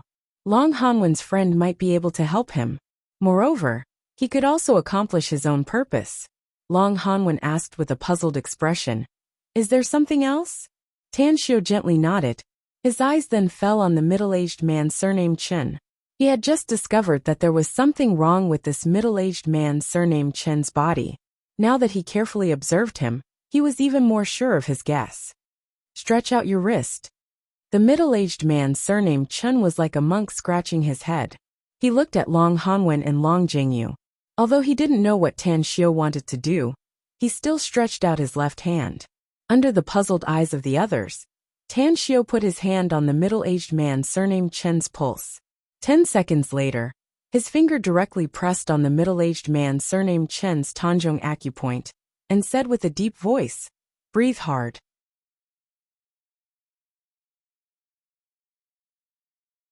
Chapter 63. The Endless Virtue Pharmaceutical was one of the largest companies in Star City, mainly engaged in the pharmaceutical business. Its scale was one of the best in the pharmaceutical business field in the country. Chen Zhizhong was the big boss of the Endless Virtue Pharmaceutical, with billions of assets, and an illustrious status. He looked at Tan Xiu in front of him as a strange thought arose in his mind. This young man is checking my pulse? Is he a Chinese medicine doctor? Also, did he find out that I have internal injuries? That's impossible. Aside from my wife, there's no third person who knows about my injuries. It's absolutely impossible for him to know about it. Chen Zhizhong secretly shook his head and threw away the absurd thought in his mind. However, looking at Long Hanwen's face, he still followed Tan Xiu's request and took a deep breath. Hiss! A heart-wrenching and lung-splitting pain came from his chest. This kind of pain made Chen Zhizhong's vision turn black, and he almost fainted. At the same time, he could clearly feel a burning sensation coming from his internal organs. Tan Xiu loosened his hand and said with a dignified expression, Your internal injuries are very serious. The person who attacked you didn't have enough strength. Otherwise, your injuries wouldn't be so simple, but your internal organs would have been shattered. I'm very curious, with such a serious internal injury, why are you still walking around? At the side, since the arrival of Long Hanwen and Chen Zhizhong, Gu Yuetao hadn't interjected. The feeling of being ignored made him feel particularly uncomfortable. In addition, he despised Tan Xiu, who was praised by the famous Long Hanwen. Jealousy surged in his chest. Seeing this opportunity, he immediately shouted, Tan Xiu, what did you do to Boss Chen? Stop playing tricks. You're a liar. Tan Xiu sneered and said, Whether I'm a liar or not, you don't need to worry about it. You. Gu Yuetao flew into a rage. Tan Xiu interrupted him and coldly snorted. You what? I'm talking to others. What qualifications do you have to interrupt? Either you watch from the side, or get the hell out of here. Gu Yuetao's face turned red. If Long Hanwen and Chen Zhizhong weren't here, he would have beaten Tan Xiu immediately. Chen Zhizhong looked at Tan Xiu in disbelief. As the pain in his chest gradually subsided, he asked incredulously, Who are you? How do you know I have internal injuries? And you were injured by someone else? Tan Xiu lightly said, I've suffered injuries that are more serious than yours countless times. And my companions have also. So, I'm very clear about what it looks like after suffering an internal injury. If I'm not wrong, you must have taken some precious medicine, right? Your injuries are temporarily suppressed, but if time passes and the effects of the medicine completely dissipate, your internal injuries will become more serious because they are not treated in time. It might even endanger lives. Long Hanwen was shocked. Brother Chen, you really have internal injuries? What happened? Chen Jizhong nodded with a bitter expression. He deeply looked at Tan Xiao and said with a forced smile, Brother Long, this is not the place to chat. Let's find a quiet place to talk. Long Hanwen looked at Tan Xiao with a strange expression. He then nodded and said, Little Tang, let's go. All right. Tan Xiao nodded and complied. As they walked a few steps toward the management office, Chen Jizhong suddenly stopped. He looked at Gu Yuedao and said, You're Secretary Gu's kid, right? We have important things to discuss. You're not suitable for this occasion. Go busy yourself with something else. Ugh. Gu Yuetao's face instantly turned red. Never in his dreams did he expect that Chen Jizhong would ask him to leave. Wave after wave of regret battered his heart. He regretted jumping out to attack Tan Xiao. Otherwise, he wouldn't have failed to flatter Tan Xiao and ended up slapping the horse's leg. It's all that damn Tan Xiao's fault. Gu Yuetao put all his resentment on Tan Xiao. Big shots like Long Hanwen and Chen Jizhong were not people he could afford to provoke. But if it weren't for Tan Xiao's appearance, he wouldn't have encountered such an embarrassing situation today. Perhaps Long Hanwen and Chen Jizhong would have said a few words of praise or encouragement to him. At the property management office. Inside the luxuriously decorated office, Long Jingyu was busy making tea. Chen Jizhong and Long Hanwen warmly welcomed Tan Xiao as he sat on the high-end sofa opposite them. Little brother Tang, since you can see my injury, you should have a way to treat it, right? To tell you the truth, my wife is a Chinese medicine doctor. Moreover, her medical skills are superb. But she's somewhat helpless when it comes to my internal injury. She can only temporarily suppress it and prevent it from erupting. Chen Jizhong's face was full of expectation as he stared at Tan Xiao and asked. Tan Xiao said, The treatment is very easy. Really? Chen Jizhong suddenly stood up and asked with a pleasantly surprised expression. Tan Xiao nodded and said, It's indeed very easy. I can easily prescribe a few prescriptions to treat your internal injury. However, your internal organs are injured and your blood and qi are blocked, causing your body's functions to decline. Even if you take the medicine according to my prescriptions, I'm afraid it will take 1.5 years for you to recover. Chen Jizhong was pleasantly surprised and said, It won't be a problem if it takes a long time. His words came to an abrupt halt as his expression instantly turned sluggish. He was keenly aware that because of his injury, he had lost control of his usually calm state of mind. I can help you cure it in a short time. Tan Xiao said confidently. Chen Jizhong was silent for a moment before he seriously said, What's your condition? Tan Xiao said, Do me a favor. Chen Jizhong said, Please say it. As long as I can do it, I'll never refuse. Tan Xiao calmly said, It's actually very simple. I need you to help me tell a lie at some special time. Tell me that you've been a guest at my place in Southgate Town for 2 or 3 days. Prove that I've been at my house in Southgate Town for the past few days. Chen Jizhong was surprised and said, Is that it? Yes. Tan Xiao nodded and said. Chen Jizhong heavily nodded and said, I promise. But can I ask who you want to lie to? Tan Xiao indifferently said, The police. Chen Jizhong's heart was shaken. A thoughtful look flashed in his eyes, but he didn't ask further. Long Hanwen quietly listened to their conversation. Seeing that they had reached an agreement, he immediately looked at Long Jingyu and said in a deep voice, Little you, go to the villa complex's monitoring room. Delete all the surveillance videos of the past few days. If anyone asks, tell them that the monitor is broken and the maintenance personnel are organizing to repair it. All right, I'll go right away. Long Jingyu glanced at Tan Xiao and strode out of the room. Tan Xiao's eyes followed Long Jingyu as he left. He then nodded and thanked him. I can't thank you enough. Uncle Long, if there's anything you need me to do in the future, just let me know. Long Hanwen nodded with satisfaction. However, a strange feeling emerged in his heart.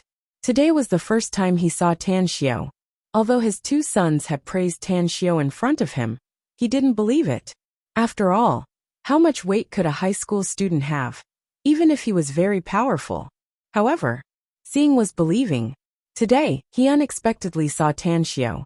Although Tan Xiao didn't speak much, but whether it was his words or his various performances, he didn't show the calmness and bearing that a high school student should have.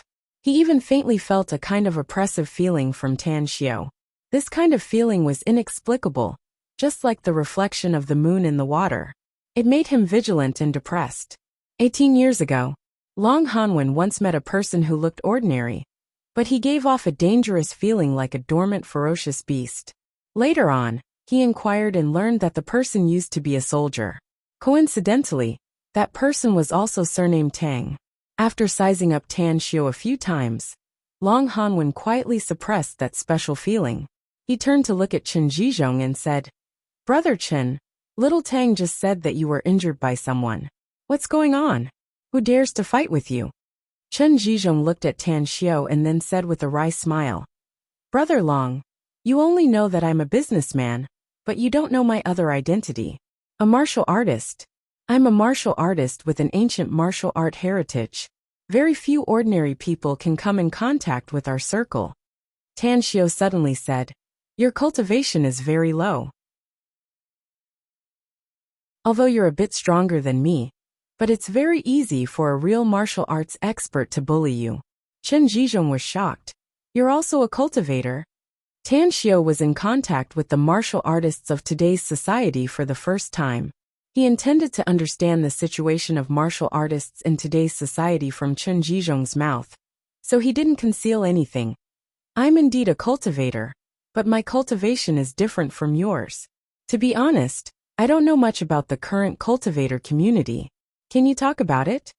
Chen Zhizhong said, "Actually, I don't know much about it. Some martial arts heritage are passed down by families, and some are passed down by sections.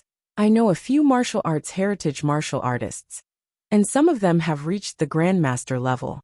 Their bodies are as light as a swallow, and it's not a problem for them to hit a bull across a mountain." A disappointed feeling emerged in Tan Xiao's heart. What he needed to know was not about the martial arts circle, but the cultivation circle. The martial arts grandmaster that Chen Zhizhong spoke of was tantamount to a child playing house for cultivators. A cultivator with a bit of strength could easily obliterate a so-called martial arts grandmaster. Subsequently, from Chen Zhizhong's mouth, Tan Xiao and Long Hanwen learned that the one who injured him was a martial arts expert. The reason was that Chen Zhizhong and the other party fancied a precious medicinal herb in the Star City Medicinal Herbs Market. As a result, Chen Zhizhong finally obtained that precious medicinal herb after a financial struggle.